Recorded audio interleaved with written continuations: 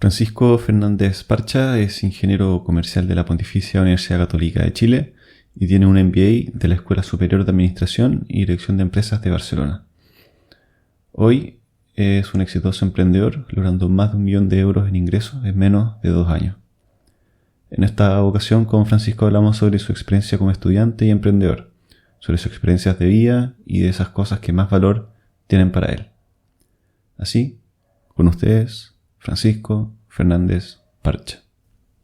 Bill Gross, no sé si lo conocí, inversionista gringo, creador de la incubadora Idea Lab, con décadas de experiencia incubando distintos emprendimientos. Él dice que lo más importante en un emprendimiento, más que el equipo, más que la plata que uno pueda recolectar, es el timing. Es decir, en qué momento uno entra al mercado. ¿Estáis de acuerdo con eso? Por ahí, hacer un caso donde eso es incorrecto y otro caso donde sería correcto. Es relativo, bueno. O sea, de mi punto de vista, el timing es importante, pero la gente lo mal le interpreta con el sentido de que hay que ser el primero o hay que tener la idea inicial. Y eso puede ser en el caso de algo muy grande, tipo en ese momento en el que fue un Facebook o lo que sea. Pero la realidad es que en la mayoría de los mercados tienen un ciclo de maduración. Y los que entran primero tienden a quebrar, y luego el que llega segundo, tercero, el que realmente viene con una evolución de ese modelo de negocio y realmente lo rentabiliza y es el que es más sustentable. Entonces, es potente el timing, entendiéndose que eso no quiere ser first mover, sino que quiere decir aprender del que hizo el modelo de negocio y luego tú mejorarlo. Ahora, hay empresas que logran hacer ambas dos, ser los primeros y mejorar el camino, pero ahí es donde entra lo clave, que es tener un equipo muy bueno. Porque la mayoría de las veces pasa que tienes fundadores que son demasiado cerrados a una idea, o en su defecto tienes fundadores que tienen un set de habilidades pero les falta el otro. Y finalmente eso hace que un proyecto tampoco resulte. O sea, aunque tengas... Yo estoy de acuerdo con el tema del dinero. Es importante porque se necesita dinero hoy en día, pero no es lo más clave. Pero el tema de los que están empujando el proyecto son lo más importante, y el timing yo diría que lo secundario. A nivel de ejemplos, hoy en sí no... O sea, lo he hablado el otro día, pero no recuerdo ninguno como tal, aunque sí vi varios casos en el MBA que mostraban esto directamente. Entonces, son temas discutibles. Interesante eso que dijiste de que este tema de los first movers que generalmente quiebran o fallan en algún momento. ¿Cómo encuentra uno como emprendedor ese como equilibrio de ya, tengo una idea, quiero emprender con ella, pero también este miedo de mierda, voy a ser el first mover, como voy a tener una probabilidad de fallar muy grande? ¿Cómo encuentro ese equilibrio? Quizás es mejor esperar a que alguien más lo haga. Bueno, relativo, eso? Porque tú también puedes ser... O sea, lo que pasa muchas veces es que alguien creó un modelo semejante, porque es muy difícil que si tú estás pensando algo que tiene mucho valor, alguien más en el mundo no lo haya pensado antes. O a lo menos una idea similar. O sea, es como muy difícil en verdad tener una idea muy disruptiva. El único. O sea, hasta el mismo, si tú lo piensas como la gente de Google Maps, hay creo que serie y todo en Netflix, pero eso, básicamente el código se lo robaron unos suecos, si no me equivoco. Entonces, al final del día, todas estas cosas tienen una historia atrás del romanticismo, pero en mí, o sea, mi opinión es que tener el primer modelo completamente disruptivo es casi imposible, y lo mejor que uno puede hacer es buscar referencias afuera y ver cómo tú puedes hacer disruptiva esa base que ya existe. Porque ahí es donde está el negocio, finalmente, en optimizar algo, idealmente utilizando alguna tecnología nueva que existe, que no está usando en el mercado, o profesionalizando algo, etc. Ahora, la otra manera, que ya la parte más proyectos de tipo tecnológico mismo, ahí sí, desarrollar un producto es clave, pero es lo mismo. O sea, tú puedes desarrollar un producto basándote en el producto que desarrolló alguien antes. Entonces, es relativo. Y sin ir más lejos, piensan los chinos, bueno. Claro, copian todo y finalmente logran hacer algún producto muy similar por un precio barato. No es la idea, no es la mentalidad de un emprendedor, pero finalmente sí hay que buscar gente, ojalá más inteligente que tú, afuera, que haya hecho algo, y tú enfocarte en qué cosas hicieron mal para hacerlo mejor. No preocuparte en crear todo de cero. Sí. Claro, eso como uno como podría como romantizar mucho esa idea como de tener esa idea como única y tratar de emprender con eso. Me imagino que cuando uno es chico, como siempre dice, oh, quiero buscar la idea, y trato de buscarla, y al final como que nunca la encuentra, me imagino. Es que, en mi opinión, respecto también a ese tema romanticismo de la idea, y más que uno se da cuenta después de emprender, la idea, a mi punto de vista, tienen valor casi cero. Salvo que tal vez estés hablando con un grupo de emprendedores que ya hayan emprendido varias veces, pero lo clave realmente es la ejecución. Y por eso yo al principio te decía el tema del equipo, porque con una idea muy buena, pero ejecutada muy mal, te va pésimo. Con una idea muy buena, ejecutada decente, Claro. pero muy mal calculado el capital que necesitas y la quema de caja, te quedas sin caja antes de finalizar el proyecto, Claro. etcétera. Entonces al final del día es donde entra el tema de que el equipo tenga la capacidad de ejecutar bien esa idea y también de calcular bien todos los riesgos y poner eso en sus modelos que creen, porque si no es donde pasan todas las cosas que están pasando hoy con las startups. Bueno, volviendo un poco a lo que dice Bill Gross, es que de más importante a menos importante, las cinco cosas más importantes son, primero, el timing, después, como dijiste tú, el equipo y la ejecución, después la idea, después el modelo de negocio y después el dinero. Y creo que igual, claro, quizá uno mover una cosa, un puesto arriba o puesto abajo podría ser más o menos no tan importante, pero la idea general de que, claro, el timing y la ejecución, o sea, si tenías esas dos cosas, básicamente es como, si tenías un mal producto te podría ir bien igual. Te puede ir bien igual. Y la verdad es que, y el tema de que el último sea el capital, yo creo que eso es cierto en un mercado como Estados Unidos, donde sobra, y también planteándose que probablemente este comentario haber dicho hace 5 o 10 años atrás, cuando el dinero era gratis. Hoy en día básicamente la paradigma hacia las startups cambió y ya el dinero no es tan asequible como antes. O sea, si tú quieres levantar una ronda, ahora te toma 3-4 veces más tiempo y por una valoración más baja. Claro, y que por haber sido un par de Entonces, es cierto cuando tú tienes acceso muy fácil al mercado de dinero, de capitales. Hoy en día está más trancado. Tanto a nivel público, a nivel privado y a nivel bancario. O sea, todos los fondos están más escasos. Sí, de hecho esta idea tiene, creo que algo así como 7 años. Así que, claro, la época justo saliendo de la recesión anterior, cuando empezaron con el tema de las tasas, etcétera, y que el mercado estaba en mucha bonanza y los últimos años no estaba en mucha bonanza. Alejate un poquito el micrófono. Bueno, no, eso. Pasando un poquito de tema, tú hace un par de años que terminaste ya el MBA, ¿o no? Sí, yo terminé, si no me equivoco, el 2021. Bueno, 2 años ya casi. ¿Creéis que hacer un MBA es realmente necesario para emprender? ¿Podríais construir un escenario donde es mejor, en vez de ir a hacer un MBA para emprender, invertir toda esa plata que uno se gastaría en la educación, en como ese fondo semilla para hacer un emprendimiento? Primero que todo, respondiendo a la primera pregunta, no. O sea, creo que un MBA no es necesario en ningún caso. Tiene algo bueno, o sea, tiene varias cosas buenas, pero en particular lo que resaltaría yo es que te da un network muy importante, más si que te quieres quedar en ese mercado. Y la verdad es que tener acceso a network, que es lo mismo, capital, red de inversionistas, gente que te aconseje tu proyecto, que te dé todos los errores, etcétera, eso la verdad tiene mucho valor, pero eso lo puedes conseguir de otras maneras. Y lo segundo que te da un MBA, a mi parecer, que nuevamente no es necesario hacer un MBA para conseguirlo, es que te abre la cabeza. Al ver tantos casos, al ver tantos temas, al trabajar con gente tan distinta a ti, o sea, mentira, se parecen algo a ti, pero que son de distintas nacionalidades, distintos, etcétera, tienen distintas historias, todos como en una burbuja, hace que también tú empieces a salir de esta mentalidad que tiene tu cultura. O sea, yo en mi caso, que solamente trabajé en Chile antes del MBA, tú tienes muchos paradigmas que son de ese mercado. Y luego tú te enfrentas que tienes equipos de gente con hindús, con gente de Asia, con gente de Europa, con gente de Estados Unidos, con gente de literalmente el continente que se te ocurra. Claro. Y con edades muy distintas. Y eso hace que tú veas muy distintos los problemas y las soluciones. También tiene el defecto que te hace ver muchos problemas en las cosas. Y eso hace que te cueste más emprender. Por eso la mayoría de la gente de MBA no emprende. Siendo que además el costo de oportunidad es muy alto. Muy alto. Porque la gente de MBA le pagan mucho. Entonces tiene esta doble dualidad que va como un poco contra el emprendimiento. Y respondiendo a la segunda parte de que el capital semilla, la verdad es que sí. O sea, creo que es mucho más práctico agarrar ese dinero y hacer un emprendimiento. Ya. Y sinceramente equivocarte. Ojalá te alcance para hacer todo emprendimiento y quedarte las 2 veces.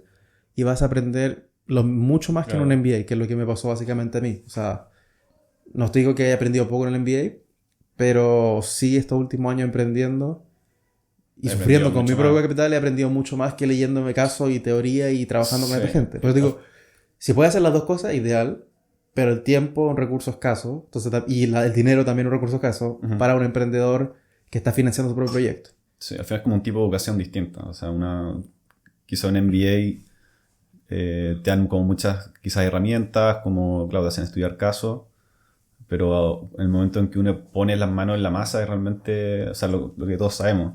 Como cuando uno realmente empieza a hacer algo es cuando uno empieza como a darse cuenta de qué hay que hacer y qué no. Exacto. O sea, para lo que sí creo que sirve mucho un MBA o un MBA que lidera un emprendimiento es si es que logras salir del valle de la muerte en tu emprendimiento y llega al punto donde realmente quieres escalar la empresa. Ahí tener esas herramientas sirve mucho, porque ahí es donde caen muchas empresas.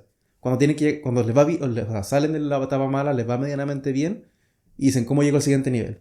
Claro. Y ahí la cagan. Son estos momentos que son como complejos. Entonces ahí tú le das ese tipo de herramientas que te digan, mira, hay que hacer este tipo de cosas, en esta ocasión tal, hay que revisar estos KPIs clave, etcétera, o sea, cosas que, por eso digo, yo creo que un MBA hasta lo puedes contratar más adelante y que te apoye sin necesariamente ser un emprendedor. Claro, igual generalmente los MBA, quizás por esa razón, como que el público objetivo de un MBA no es como alguien recién salido del pregrado, sino de gente generalmente como con experiencia, 5 años. Esa es la idea, sí. Y sin ir más lejos, un poco la idea es que hoy en día los MBA, y sí pasó con muchos de mis compañeros, se están metiendo más en startups por la misma razón. Porque ellos pueden ayudar, pero ayudan a una startup que ya levantó fondos, ya tiene X número de trabajadores, pueden liderar un equipo, pueden llevarlo al siguiente nivel. Entran en un momento más como crucial. Pero creo que en cuanto a comenzar empresas de cero o fundar, un MBA puede ser más malo que una persona sin un MBA. Sí. Por lo que te contaba, le encuentran problema a todo. Sí. Mencionaste algo que te quería, de hecho, preguntar, este tema de la diversidad. A mí me pasó algo parecido cuando me vine a Europa, que tenía la oportunidad de trabajar en lugares donde, claro, como tú bien mencionaste, es como gente parecida, porque claro, son todos ingenieros, en mi caso, ingeniero, físico, químico, como parte de más o menos de estas carreras de STEM, pero de gente de toda Europa y de todo el mundo. Y si bien no con todos uno alcanza a trabajar directamente, uno interactúa con ellos de todas formas. Y también he encontrado eso como una experiencia como enriquecedora, porque lamentablemente en Chile no hay tanta, o al menos cuando yo trabajaba en Chile y estudiaba en Chile, no había tanta esta como diversidad. Tú bien mencionaste que estas distintas perspectivas, si bien todos vienen de más o menos el mismo trasfondo, es como enriquecedora para tu educación dentro del MBA. ¿Es para ti, finalmente, después de esto, como la diversidad algo importante o lo podríais dejar como secundario? ¿Importante en qué sentido? Como para enfrentar problemas. Yo creo que es clave. O sea, porque tú también como emprendedor te das cuenta que el tema de empatía es clave en el sentido de que tú trabajas con personas y la realidad es que cuando tú comienzas un proyecto tienes que trabajar con la persona del cargo más raso, por decirlo de alguna manera, claro, con la persona, la estrella que levantaste del lugar, y son personas muy distintas, con visiones distintas a ti, etcétera, que finalmente tú, al haberte expuesto a entender otras culturas, otras maneras de pensar, discutir con gente que tal vez hasta temas de religión les parecen o estupideces como, creo que en clase hablábamos de si era feminista o no el tema de la basura, que la mayoría de los basureros son hombres, etcétera. O sea, cosas que tienen, o sea... Como este tema de si los basureros son... O sea, no, hay discusiones, por ejemplo, ¿les parece que el mercado debería ser exactamente igual para todos los tipos de cargos? Pero lo que se decía básicamente es que se autoseleccionan muchas veces las personas y que termina siendo en muchos mercados que trabajos como basurero, donde sí podrían optar todas las mujeres, terminan haciéndolo la mayoría de veces hombres. Sí, es como lo que pasa con párvulo, con enfermería. O sea, hay trabajos que tienen autoselección y que finalmente eso marca algo y no forzar el mercado en todas las cosas no es bueno. Pero entonces ahí tú te entras en discusiones donde entra que esta persona que es de Estados Unidos, por ejemplo, súper pro feminismo y te corta todo, y luego tiene la persona que es del Medio Oriente, donde básicamente las mujeres tienen muy poco derecho. Y tiene estas discusiones en las clases que son interesantes, porque tú, estando de un punto de vista ajeno a esos dos, más allá de lo que tú pienses, es súper curioso y te enfrentas con este tipo de cosas en todo. Entonces quizás, no sé si no es tanto el tema de ser importante para enfrentar problemas en sí, sino te da una capacidad de, como decís tú, como de empatía, de poder entender mejor. Lo que te da es la capacidad de manejar personas Manejar mejor. personas, claro. O trabajar con personas de manera tanto tú trabajar con ellos como equipo o tú liderar a personas. Claro. Porque te da la capacidad de entenderlo un poco mejor. Y no solamente tu punto de vista sesgado. Ya. Interesante. Voy a dejar que tengo las notas. Esto. ¿Qué fue del...? No, primero otra pregunta. Uh-huh. Tú en Chile estudiaste en la Católica y acá en Barcelona estudiaste en l'ESAE. Sí. Te quería preguntar si es que cuáles son las mayores diferencias entre estas dos escuelas. Son bastante distintas. Y yo sabía eso antes de entrar. La Católica es muy tradicional. Uh-huh. Bueno, basado en los Chicago Boys, etcétera, tiene un tipo de... Está claro. Su foco muy en economía pura y dura. Y por lo tanto mucha matemática. Tiene una visión bastante tradicional de lo que sería la ingeniería comercial. Y que eso la verdad es una habilidad muy importante de tener. Porque te desarrolla... ¿Más dura? Es dura, completamente dura. Pero la verdad es que alguien que tenga solamente habilidades duras en el mundo de negocios no es suficiente. Igual curioso, como de la Católica, igual esperaría que tuviese una formación como más, no tan dura, sino como una visión un poco más o como humanista o quizás social. No, es completamente dura. Y lo que tiene la SADE es que es muy similar a lo que sería un Adolfo Ibáñez en Chile. ¿Ya? Muy por emprendimiento, más enfocada en ramos de recursos de personas, de design thinking, de marketing, está todo enfocado en producto, idea, en llevar, o sea, básicamente una universidad que es mala para finanzas, sin ir más lejos. Yeah. O sea, tú si quieres ser consultor o irte a banca de inversiones, la gente tiende a ir a la IS, acá en Barcelona. Yeah. Ahora, si tú quieres ir literalmente a marketing, ventas, emprendimiento, etcétera, la gente tiende a cegarse más hacia SADE, por la misma razón, porque SADE está más enfocado en las personas y como la idea y los proyectos, y en cambio la IS está más enfocado en lo que es puro y duro número, como, o sea, tiene más ese foco, más casos, etcétera, y ese sería el símil de la Católica, o sea, el típico personaje que sale de la Católica y luego quiere hacer banca de inversión o finanzas, etcétera, iría a una IS, iría a un Harvard, iría a un Columbia, o sea, son universidades que son de eso, en cambio, el que le interesa más el emprendimiento, acá iría a una SADE, en Estados Unidos iría probablemente hasta de Texas, que se llama creo que HALT o algo así, o Macombs puede ser que sea, etcétera. Hay una en Nueva York también, pero básicamente toman las universidades que son un poco más, siguen siendo de las mejores, pero no necesariamente la número uno reconocimiento tradicional. Ya te cacho. Sí, estuve leyendo un poquito de l'ESAE y decía que estaba fundada por, si no recuerdo bien, como por jesuitas o por un movimiento religioso cristiano. ¿Se nota eso en la escuela en sí o se ha ido diluyendo a través de los años? Mira, puede que sea así, como puede que no. La verdad no tengo idea de quién lo fundó.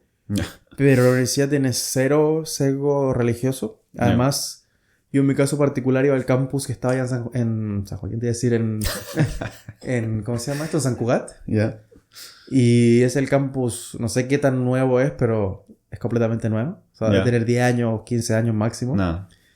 Y las pocas veces que me tocó ir a clases de bachelors, o sea, como de pregrado, no porque yo fui, sino que participé o me pidieron conversar o hacer charla o lo que fuera, te das cuenta que el sesgo es ser religioso y en el MBA, la verdad es que es como un submundo. O sea, nosotros no compartimos mucho con el resto de SADE. Sí, siempre tenemos como un área particular, entonces me costaría decirte qué es lo que pasa fuera más allá de esa poca experiencia que tuve yo con la gente.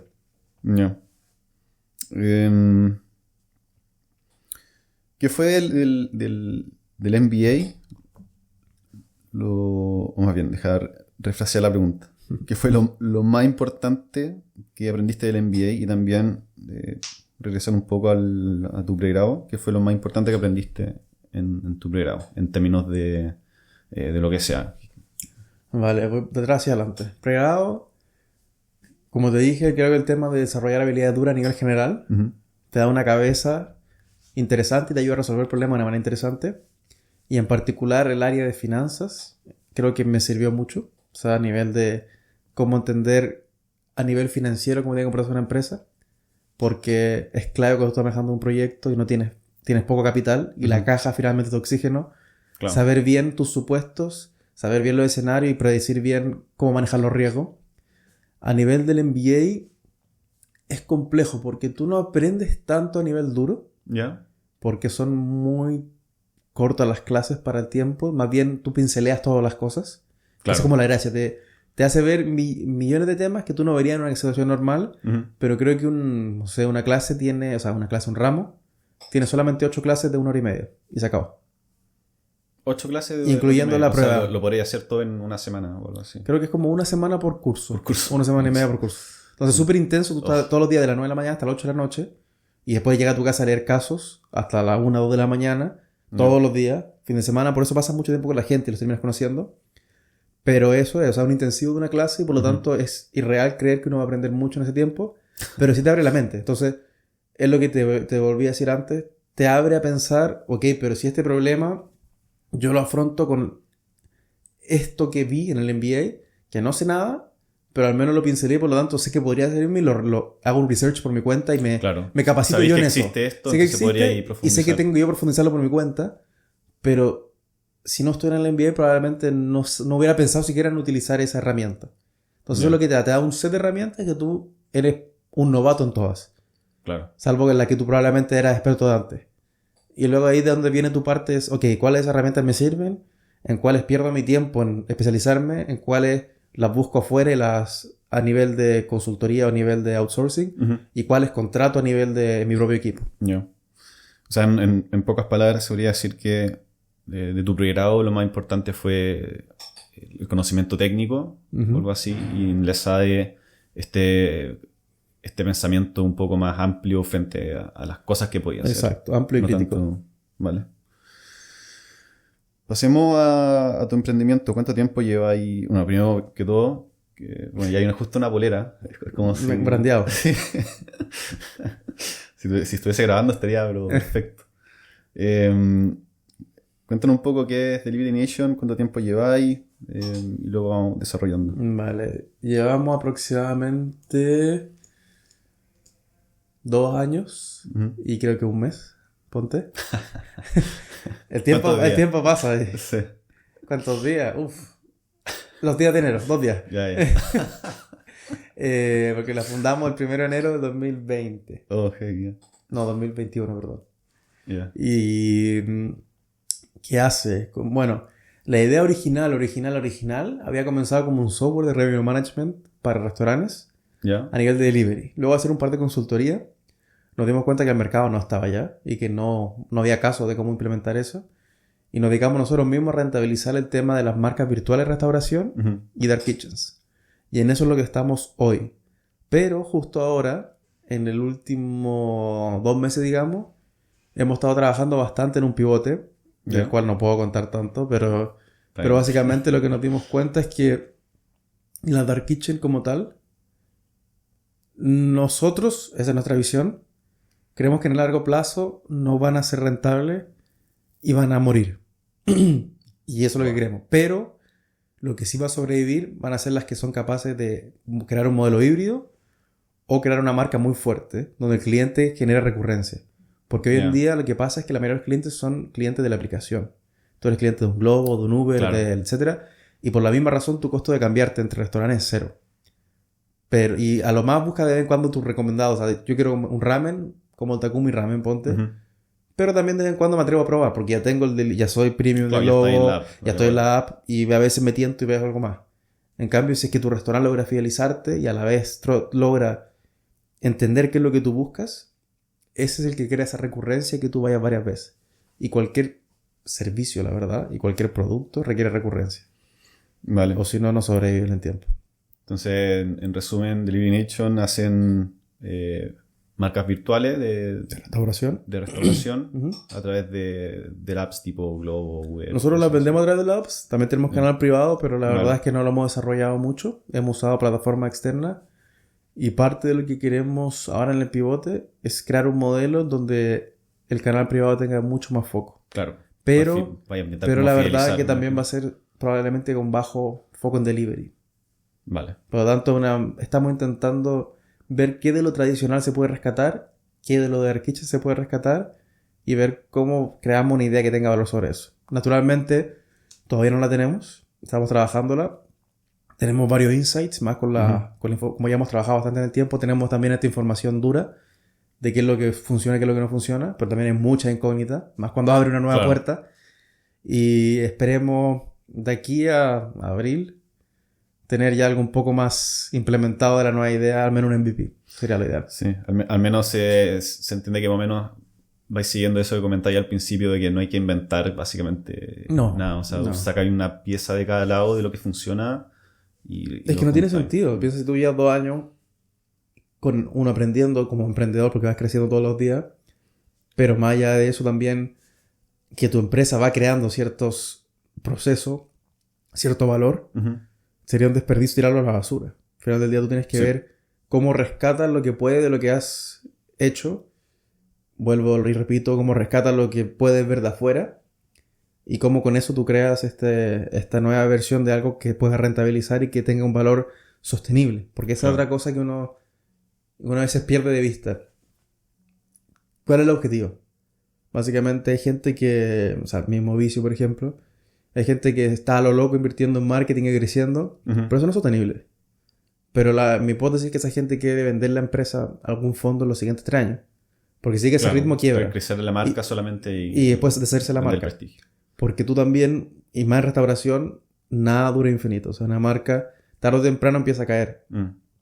En cambio, tú tienes otra manera que es fidelizando, pero ¿por qué? Porque les da el precio correcto, la ubicación correcta, etc. Tú capturas al cliente por algo. Claro. Entonces, tú tienes que entender cuál es tu meta final y en base a eso enfocarte. Bajo el ala de Delivery Nation, ¿cuántas marcas tienen actualmente? Nosotros tenemos 9 conceptos. 9 conceptos. Pero estamos justo en una fase que es parte de lo mismo, de humildad, entre comillas, de darse cuenta de las cosas que, a pesar de que generan ventas y hasta utilidades, son una distracción. Claro. Y son finalmente, vuelvo a lo anterior, no son sostenibles en el tiempo, simplemente es una solución de corto plazo, porque una utilidad en el corto plazo es rico. Sí. Pero si no es sostenible, no tiene valor la idea. Por lo tanto, ahora estamos en una fase de disminuir. Y queremos optimizar llegar lo que da más, a 3-4 conceptos máximos. Mierda. O sea, reducir queremos bajar más de la mitad. Y eso es un riesgo grande, porque también eso nos va a pegar las ventas. Pero es una apuesta que queremos tomar. Y al principio de cuando empezaron esto, ¿cómo decidían qué tipo de marca crear? ¿Cómo vieron dónde sacaron los datos? O quizás cómo veían los datos y tomaban las decisiones. Es fácil. Lo anterior. Busca referencia a los mercados internacionales que estás más avanzado. Por ejemplo, mira Inglaterra, mira Estados Unidos. Miras hasta mercados actuales, como España, que tengan un concepto que no esté desarrollado para el delivery. Y tú ves cómo optimizarlo y desarrollarlo. Luego de tener el concepto, la idea, ves si es que tiene sentido o no los números. Porque esa es la segunda parte. O sea, tengo una idea buena, tengo una marca buena o un concepto de restauración virtual bueno. ¿Es rentable o no? Porque también lo que tú piensas probablemente va a salir peor. Entonces tiene que a lo menos tener una rentabilidad mínima, más un margen de error mínimo. Y si es que eso ya no lo tiene en un principio, deséchala y te va a la siguiente. O sea, tampoco es como que hayan usado herramientas tan sofisticadas, sino fue un tema más de análisis. Nosotros teníamos un portafolio que lo creamos nosotros, dijimos, creamos unas matrices, tipo consultoría, pero eso lo puede hacer cualquier persona, son matrices que nos inventamos, que básicamente están enfocadas en la food mission del cliente que llamamos nosotros, que es que una persona, en la comida en particular, a diferencia de la ropa, se va moviendo durante la semana en distintas categorías. Si tú eres una persona que compra ropa o auto, generalmente te gusta una marca o una categoría. Entonces tienes dinero, te compras autos de lujo y te mueves entre 3 tipos de marcas de lujo. Claro. Si tú tienes lo mismo, ropa, te gustan X marcas y te tiende a mover en eso, o al contrario, eres de completamente white label y te quedas generalmente ahí. Pero la persona que está de comida, tal vez el día de semana está en la oficina y quiere comerse algo healthy porque el fin de semana estuvo muy gordo, o sea, muy intenso el fin de semana. Luego, mucho asado. El martes, tal vez ve un partido con los amigos y quiere comerse algo para compartir. No importa si es una pizza o son una alita o son algo vegano para la gente vegana. Claro. Pero finalmente es compartir. Y ahí entonces la misión es distinta. Lo que necesita la persona es distinto. Tú después del fin de semana tienes tu esposa, tu novia, lo que sea, tu novio, da igual, y te quieres salir a comer. Generalmente vas a comer algo un poco mejor. Vas a un restaurante a sentarte. No siempre, pero te gusta eso. Claro. Y también generalmente la gente cambia. O sea, como tú dijiste, en otros mercados la gente tiende a usar más o menos el mismo tipo de ropa, pero a la gente en comida como que le gusta variar. O sea, como que es muy difícil que una persona se coma un bowl healthy todos los días. Exacto. Entonces, como la persona de comida tiene distintas, que lo llamamos misiones durante su semana, lo que intentamos fue crear marcas que fueran llenando las distintas misiones de los clientes. De tal manera que tú, si te probó en tal misión, o sea, te probó, digamos, justo yo hoy día quiero comer un bowl saludable y me gustó Delivery Nation, ¿sabes qué? Tal vez me animo a probarlo ahora el fin de semana para las alitas de pollo que son para compartir con mis amigos, etcétera, o cuando veo el partido de fútbol. Entonces, la meta siempre fue buscar conceptos basados en esta como teoría de la matriz de Food Mission y que nunca logramos de hecho completar, y por eso tenemos tantos conceptos, porque encontramos que había muchos tipos de necesidades, pero al mismo tiempo ahí es donde se generó esta nueva fase que es tú cuando eres pequeño y cuando tienes recursos limitados y tu equipo tiene también un recurso finalmente que la capacidad humana, tú tienes que enfocarte en nichos, tienes que enfocarte en cosas, si no también empiezas a perderte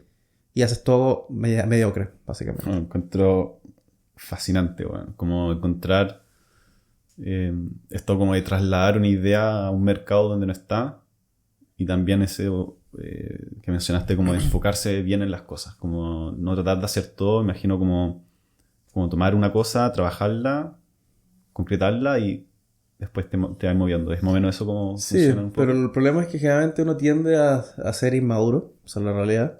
Y además, si es en mi caso, como mi primer emprendimiento serio, yo no sé en golosina a veces. O sea, tiene algo, te funciona bien, estás viendo resultados. Claro. Y antes de como decir no, aprovechemos esos resultados para rentabilizarlo y enfocar eso en el nicho que quiero yo enfocarme y hacerlo crecer para tener esta sostenibilidad. Dicen, no, pero que tal vez este también es bueno. Y te pones a desarrollar todo al mismo tiempo. Y después te aparece una tercera idea. O una tercera opción y así. Sí. Y finalmente terminas tratando de hacer todo. Porque todo está yendo medianamente bien. Claro. Pero no te das cuenta que al hacer eso, cada vez estás enfocándote menos en lo que te iba bien antes. Y empiezas a perder tu habilidad en eso, básicamente. Qué heavy. Les pasa un poco esto de como la regla del 80-20, de que básicamente como con el 20% de lo que hacen reciben el 80% de su ingreso, o podrían... En nuestro caso no es tan así porque lo hicimos intencionalmente, pero sí, o sea, el 80-20 se aplica para todo, en el sentido de que es lo mismo. Nosotros hay proyectos que a veces tratamos de liderar y que uno se da cuenta rápido que no van a ningún lado y los votamos. Como hay otros que te das cuenta que son clave para el equipo y los empuja. Lo mismo con las ventas tienen una gran tendencia a enfocarse en algunos segmentos, por ejemplo, americano y el saludable para nosotros, y todos los otros hacen ese otro 30-40%. Entonces, para nosotros es como 60-40 la venta. Pero sigue siendo muy claro que tu foco es en X cosas que son claves a nivel de persona, a nivel de equipo, a nivel de producto, a nivel de venta, y hay muchas otras cosas que son distracciones, que es un poco lo que vuelvo antes, que parecen bien, pero después te das cuenta que no, y tienes que ser muy rápido en darte cuenta de dónde estás perdiendo tu tiempo.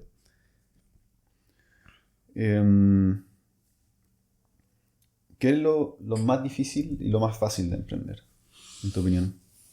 Yo creo que se depende mucho del mercado. Porque, por ejemplo, yo pero sé basándote en tu experiencia ahora de por ejemplo, yo sé que si emprendiera en Chile tendría algunas facilidades que acá no he tenido. ¿Vale? Pero, por ejemplo, allá la gente es más económica, es una realidad. Eso te da facilidad de hacer un mercado, o sea, poder crear una economía que te fortalezcan. Otra cosa es que tú, ese mercado, por ejemplo, el caso de Chile, yo conozco todo lo legal, o lo conozco mejor. Tengo contacto. Aquí, básicamente, lo legal lo he ido aprendiendo a la mala durante mi trabajo y no he tenido la suerte que me he asesorado bien, pero también he tenido que pagar por eso, también he tenido que estar leyendo contratos como loco. He trabajado mucho casi como abogado en cosas que no debería, pero al final del día es necesario. Y ahí es donde la dificultad más grande para mí acá en España es, creo que la gente a nivel, o sea, hay varias en realidad, pero las que puedo pensar es las personas de niveles más bajos, con educación más baja, ganan relativamente alto respecto a las personas con cargos más altos.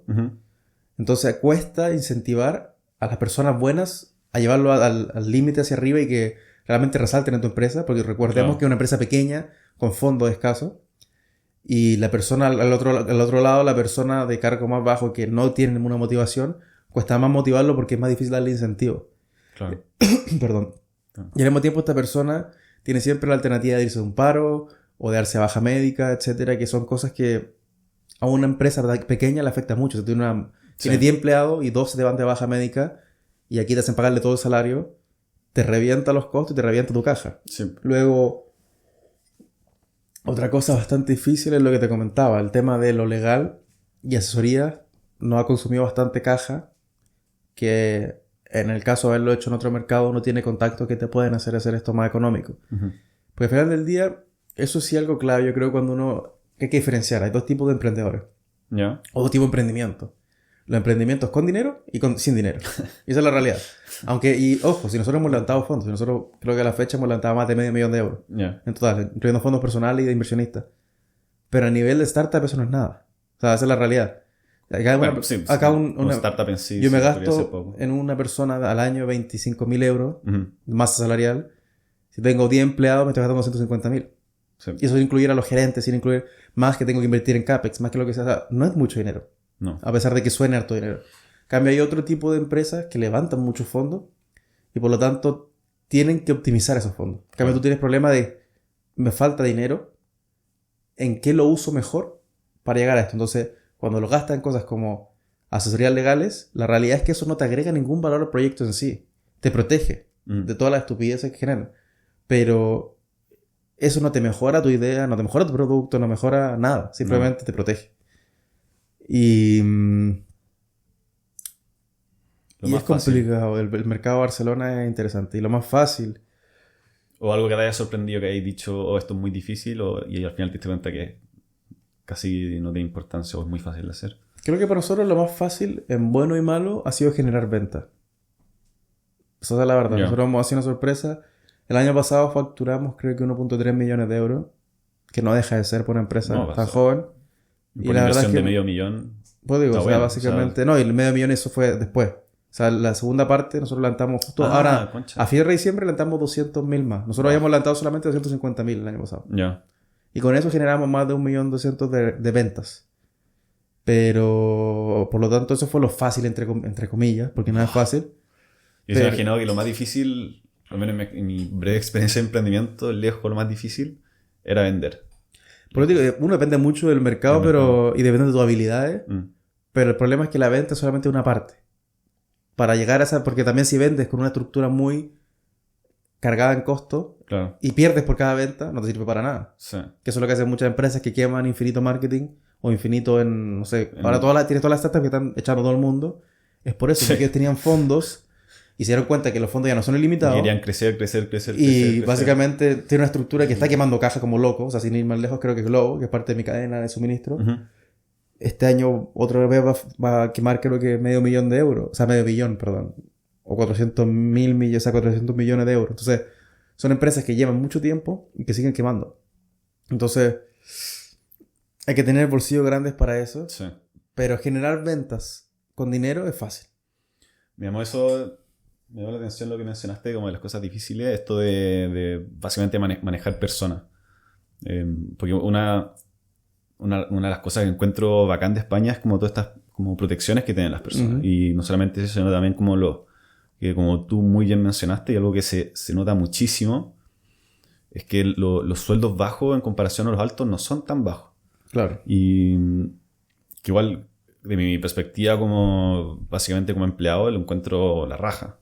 Porque al final mi motivación para llevar cargos altos no es plata, porque a mí tanto plata la verdad es que no me importa, pero sí me motiva como crecer profesionalmente. Pero sí podría entender perfectamente, si es que vivo bien con lo que tengo, en realidad no tengo nada más que hacer.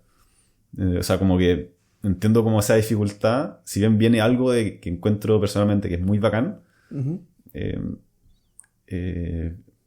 claro, es muy como es media contradicción, porque también afecta mucho a quienes generan trabajo. Es que ese pasa un poco como esta discusión en Chile que hubo del aumento del sueldo mínimo, que claro, el mayor argumento en contra es que te vaya a hacer mierda a todos como los emprendimientos y las empresas chicas, tal como te pasa a ti. Es que al final del día, o sea, a nivel el problema grande es que tú tienes una educación profesional. Esa es la realidad. Y también tiendes a ser una persona que se automotiva, entre comillas. Tú mismo dijiste, quiero llegar... O sea, si llego arriba es porque yo quiero superarme profesionalmente. Claro. No me interesa la plata. Pero la realidad es que la mayoría de las personas no piensan así o no tienen esa educación. Y por lo tanto, ok, van a trabajar menos de lo mínimo porque saben que también está muy protegido a todo. Y eso es complejo porque tú, en una empresa, en un emprendimiento pequeño, tú estás creando demasiado valor de cero y compitiendo con gente que está establecida. Claro. Tú al revés, tú necesitas lamentablemente que la gente ponga ese 110%. Y todos. O sea, o los gerentes más aún. Y es complejo cuando no tienen la capacidad de incentivarlos. O sea, que si te digo un gerente que para mí trabaja... Ok, la persona trabaja media 40 horas a la semana, un gerente puede trabajar 50 porque se necesita ayuda. Y además de eso es un trabajo de bastante más responsabilidad y les paga un 50% más. Que es bastante dinero. Sí. Pero la realidad es que pero él la tiene, motivación de tener comparado que trabajar, con la persona que está haciendo algo bastante más simple, sí. él le toca todo el tema de echar personas, toda la mierda, toda la cuestión de tratar con los problemas de ellos, etc. Y ahí es donde se genera esto.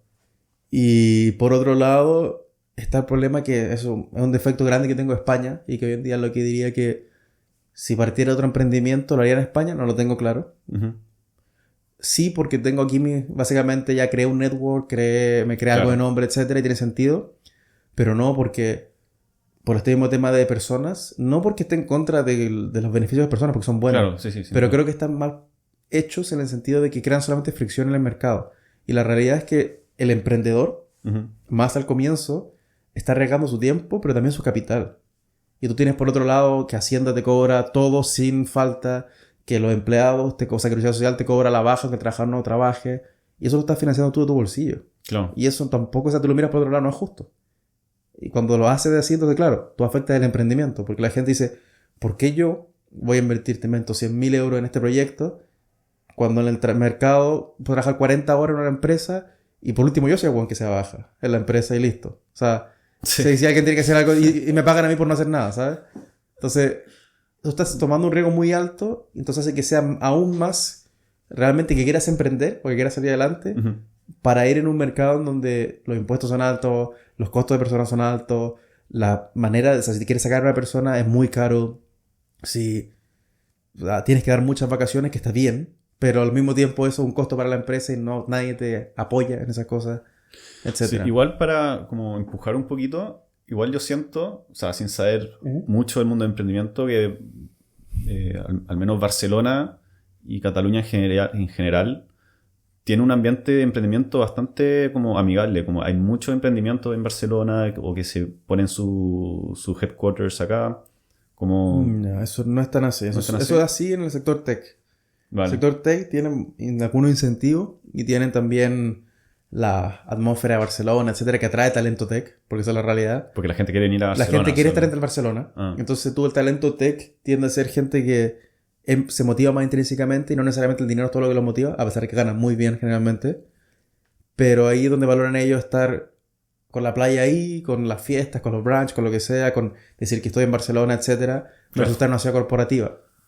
Pero... o sea, al final un tema como de 100% de que... como motivación personal, o sea, la gente que trabaja o que está educada en estos temas de tecnología, sucede que quieren venir a vivir a Barcelona, donde hay playa, donde puede hacer de todo, y que claro, quizás no ganarían tanto como si van a trabajar a Alemania o Países Bajos, pero lo pasarían la raja. Pero tienen clima, tienen todo lo que quieren. Porque la realidad es que aquí en España, Madrid es mucho más amigable en los negocios. Valencia es más amigable en los negocios. Sevilla es más amigable en los negocios. De hecho, Cataluña es probablemente la provincia menos amigable de todas las provincias de los negocios.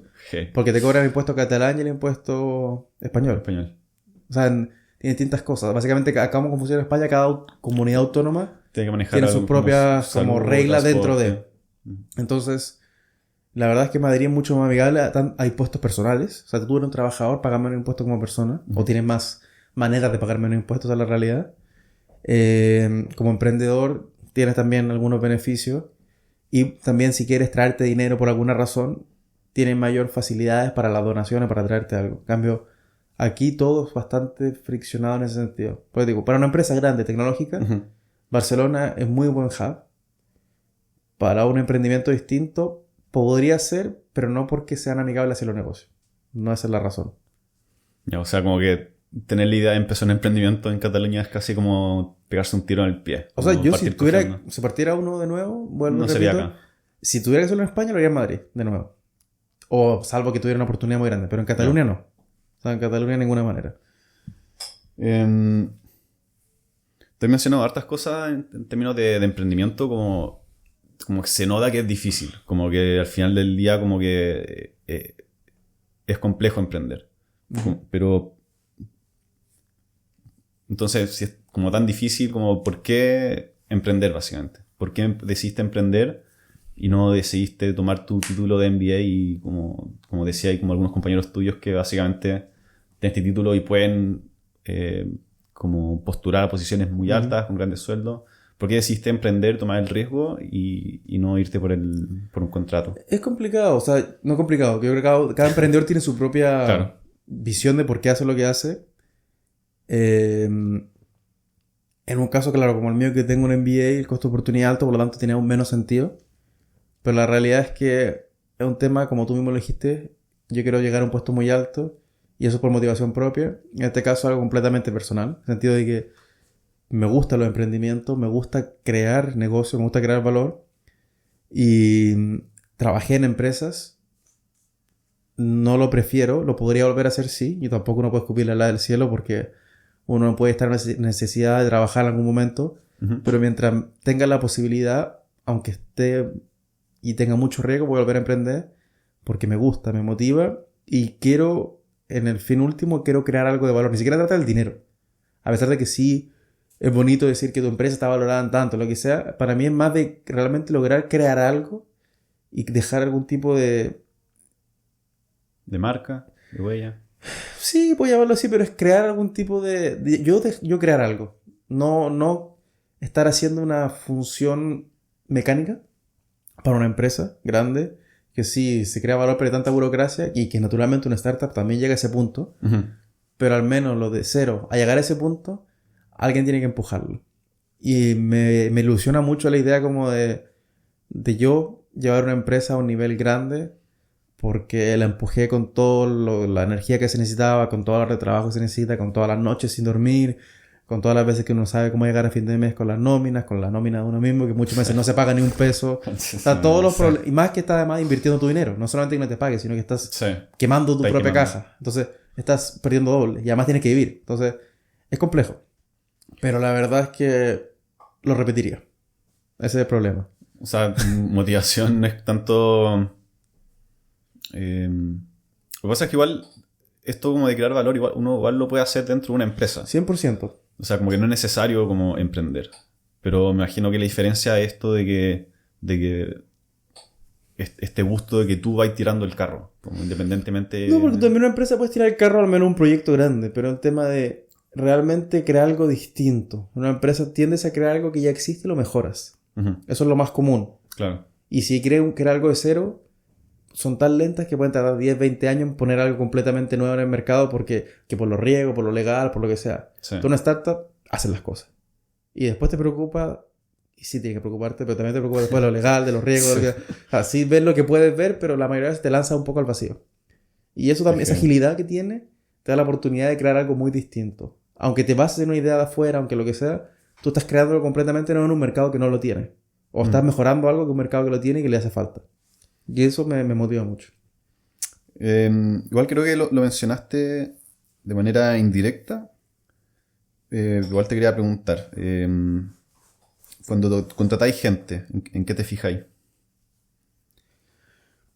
Depende mucho del perfil de la persona. Contestá si querís. No, tranquilo. Si era un número desconocido. Vale. Cuando contrato gente... A mí lo que más me gusta, la verdad, es alguien que yo sepa que va a ser trabajador. Pero no ni siquiera... Eso es lo que la gente se confunde. No trabajador en que trabaje más de 40 horas a la semana, o a las vacaciones, o al fin de semana. Sino que realmente esa persona que que mi olfato me diga, porque uno nunca sabe. Lo que el papel Hay es una mucho de cosa. tincado, ¿no? Como Hay mucho guata. de encada y uno también tiene que despedir rápido si es que no considera que se asiste a una mala decisión. Pero hay personas que le duela, aunque sea un poco, lo que le sucede al negocio. Y la mayoría de la gente que te encuentra en el mercado le da igual lo que le pasa a la empresa. Sí. Esa es la verdad. Pero si tú encuentras a alguien, ojalá técnico, pero si no es técnico también da igual, Ujú. que sabes que no llegaste a la meta de las ventas, le duela y trate de hacer algo al respecto, que te hayas pasado los costos por tal razón y que el equipo que está relacionado, o sea, que sienta ese dolor, como que empatice con la empresa y con el emprendedor, esa persona tiene mucho valor, porque esa persona va a empujar la empresa.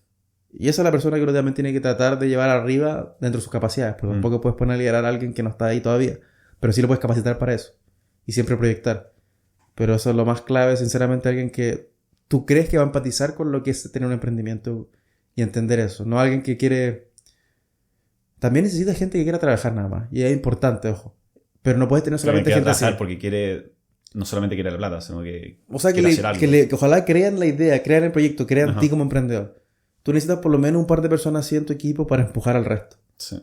Porque si todo el mundo va a hacer las 40 horas, pero va a estar mirando el celular en ese rato que no lo están revisando, hay muchas horas que la verdad son improductivas y que un emprendimiento no se puede dar ese Eso lujo. para el lujo.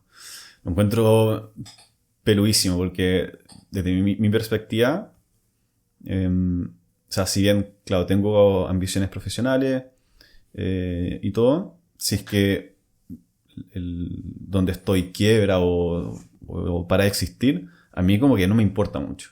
Porque Yo lo entiendo. volviendo también al tema de los beneficios, tengo este tema de baja, el seguro de cesantía, y también como que sé que alguien puede buscar pega en otro lugar. Como que tampoco me urge tanto ese tema. Entonces como... Pero probablemente te va a pasar cuando encuentres algún jefe que valoras Ujú. o alguna empresa que tú realmente lo que estás haciendo dice, oye, ¿sabes qué? Esto va a ser revolucionario. O yo quiero, o sea, si tú crees en algo, ya sea una persona o una idea, te va a doler si esa idea no resulta, Claro. porque tú también vas a querer que resulte la idea, por lo tanto la vas a empujar. Y esa es la diferencia. Tienes que creer Bueno, en sí, algo. como... No, claro, tampoco estoy diciendo de que no me motiva a trabajar en donde estoy, o sea, me encanta, como que no estaría haciendo otra cosa. Pero en un caso hipotético, como trágico, obviamente, de que quebrara o algo así, a mí no me importaría tanto. Entonces, como que igual, no sé, como de mi perspectiva, como... Es que no se puede malentender. Yo creo que nunca tampoco a la persona le va a importar tanto si quiere o no. Eso hay que entenderlo. O sea, es normal. Pero sí le va a doler. Eso es la diferencia. O sea, que le importe que a Claro. fin de mes no se hayan cumplido ciertas Sí. cosas o que se hayan cumplido las cosas y le alegre eso. Porque también no es necesariamente lo negativo, sino que lo positivo. O sea, que se sienta orgulloso de que se logró esta meta o se logró pasar sobre la meta gracias a que esa persona puso energía. O sea, esa persona es lo que uno busca. Que después la empresa no resulta, obviamente él va a estar tal vez un poco triste que se quedó sin trabajo y que tal vez le gustaban los jefes, pero todo el marrón se lo come básicamente los emprendedores. O sea, Sí. entonces él tampoco al final del día, a ver, un mes más va a estar o de baja, o en la playa, o buscando otro trabajo. Y está bien, eso es normal, cada uno toma el riesgo que quiere. Claro. Pero tú dentro de esa gama tienes lo que te digo, la persona que le alegra y le enoja lo bueno y lo malo, Pero bueno. y el que le da igual todo. Y el que le da igual todo no te sirve No te mucho. sirve, ni Al menos no para liderar algo. Me acuerdo cuando estaba en la universidad, tenía muchas ganas de ser emprendedor. Y a medida que fui creciendo me di cuenta que en verdad no quería ser emprendedor. Como que empecé a ver a mi papá, de que gerente de empresa, y que el weón apenas tenía vacaciones cuando éramos chicos. Yo lo veía con cueva un día a la semana, y cuando empecé a terminar la carrera empecé a dar cuenta de todo lo que realmente involucraba ser emprendedor, de tener pocas vacaciones, de tener pocos días libres. ¿Ha sido para ti esta experiencia de emprender un poco así, como de tener poco tiempo, de tener pocas vacaciones, o has logrado manejar este equilibrio entre trabajo y... Algo he manejado, pero no tengo nada de tiempo, eso es una realidad. Y la verdad es que una persona excepto para venir al podcast. Excepto en el podcast. No, pero después me voy a trabajar así. Prioridades. Para el podcast quiere decir que me quedo trabajando hoy hasta las 11. Pero, pásate el favor. ¿Cómo se llama esto? Pero... Pues las acciones de Vivi Nation van a subir un 1000%. A la luna. Si alguien escucha tu podcast. Sí, todavía empresa fue cuando escucho tu podcast. ¿Cómo se llama esto? Pero sí, o sea, uno trabaja mucho. Sin ir más lejos, o sea, básicamente el primer año me tomé creo que una semana y media de vacaciones cuando que fui a Chile. Y toda esa semana estuve trabajando en el Pacto de Socios para la primera ronda. Por lo tanto, igual estuve trabajando remoto. Sí, como me despertaba a las 4 de la mañana en Chile por cambio de hora, etcétera. Sí. O sea, cero. Y aquí mismo, cuando tomo un fin de semana, que me llaman, que tal cosa. A medida que crece la empresa también y que buscas este talento, tú logras delegar algunas cosas. Pero la realidad es que en los primeros años, y más si vas creciendo, siempre todo va a depender un poco de ti. No porque seas micromanagement, sino que naturalmente las decisiones de más nivel las tienes que tomar tú. Y tienes que lograr que tu equipo se dé cuenta que el día a día le toca a ellos, al menos los cargos altos dentro de tu equipo. Pero el balance, al menos en los primeros años, yo creo que es muy difícil tenerlo. Yo he logrado tener suficiente balance, a mi criterio, pero trabajo mucho. Trabajo mucho, muchas horas. Tengo pocas vacaciones, tengo poca seguridad de cuando tengo vacaciones. Claro. Tengo meses que no tengo salario, tengo otros meses que sí. Entonces hay muchas cosas que mucha incertidumbre. Mucha incertidumbre de todo. Pero un poco también es lo que te digo. O sea, si tu motivación viene de algo más, finalmente hace que tu emprender no sea un trabajo como tal. Y tú le das prioridad, esa es la verdad. Para bien o para mal, que pasa a veces que una persona deja a la familia un poco más botada, etcétera. Lamentablemente, para llegar a que algo sea excelente, tiene que ser requiere mucho sacrificio. O sea, requiere más que sacrificio, requiere muchas horas de alguien que empuje. Porque los proyectos no se hacen solos. Sí.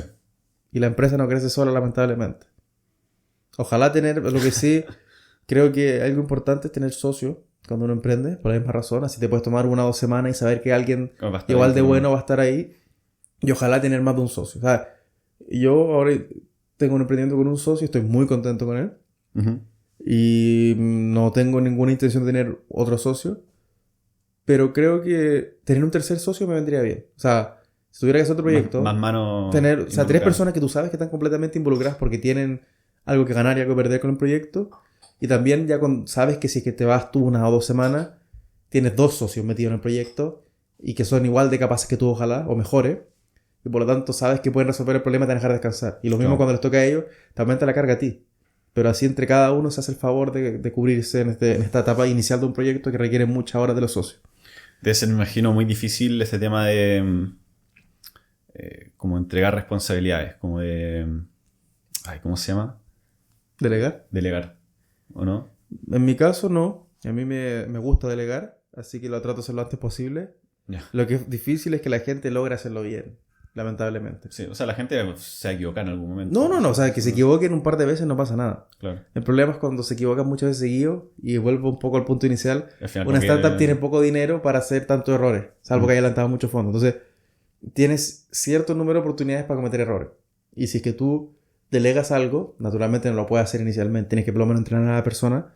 Pero una vez que lo entrenas, después de delegar, le enseñas de nuevo. Se lo delegas. Si es que tiene algún error, se lo corriges y se lo sigues delegando y le vuelve a corregir. Pero ya la tercera vez, también tienes que darte cuenta si la persona tiene la capacidad no de absorberlo. Porque no puede... 3 strikes y 3 y ojalá menos, pero sí. O sea, tú... Porque lo que tienes que siempre no perder la cabeza es que la otra persona no es tú. Él no partió del proyecto y por lo tanto sabe probablemente menos que tú. Pero tienes que tener esa empatía de enseñarle todo lo que necesita. Pero tampoco, como tu tiempo está limitado, tienes que hacer tantas cosas, no puedes enseñarle 50 veces el mismo problema. No, pues en algún momento tienen que aprender. Al final pone en riesgo también la viabilidad de la empresa. Entonces, o sea, ahí es donde delegar... Hay mucha otra gente también que depende claro, de eso. O sea, a mí en mi caso particular creo que delegar no me cuesta, pero sí me ha costado encontrar personas que hagan bien ciertas cosas. De hecho, creo que en mi equipo he logrado encontrar realmente una persona que yo digo... Si tuviera que sacar a todo el equipo, dejaría a él al final. O si tuviera que hacer otro proyecto, lo guardaría a él. Yeah. Todos los demás, hay unos más buenos, unos más malos, que también los valoraría. Los más buenos, naturalmente, los más malos no. Sí. Pero no son indispensables para mí. En cambio, él para mí es alguien que le agrega mucho valor al proyecto. ¿Cuánta gente tienen contratada? Actualmente creo que somos 10 o 9. ¿En total? En total. Contándote a ti. Contando nosotros. Hace 4 meses éramos 17. Nos hemos dedicado este tiempo, en parte del pivote, es a limpiar todo lo que nosotros creemos que son costos irrelevantes. O sea, pero esto es un tema como de optimización más que de crisis económica o algo así. No, en nuestro caso no ha sido por crisis, ha sido literalmente por optimización. No. Y porque como creemos que el negocio va hacia otro lado, creemos que finalmente la gente que no es buena en una empresa pequeña que requiere mucho empuje, termina siendo veneno. Así que los demás estén desconformes, que empiezan a alegar de él, que lo que sea, que ella, que tal, las peleas. No. Tienen que tener un equipo bueno, donde todos trabajen, todos estén contentos, sí van a haber roces, sí van a haber cosas. Pero al menos que todos sepan que el de al lado, en su capacidad, está intentando la verdad. Y no está aprovechándose que tú trabajes el doble y que él haga la mitad. Porque eso genera roce en todos lados. Bueno, fascinante el tema del emprendimiento. Bueno. Ahora vamos a hacer un giro de 180 grados. Vamos a cambiar un tema nada que ver. De la guerra a Ucrania. De la guerra a Ucrania. Casi.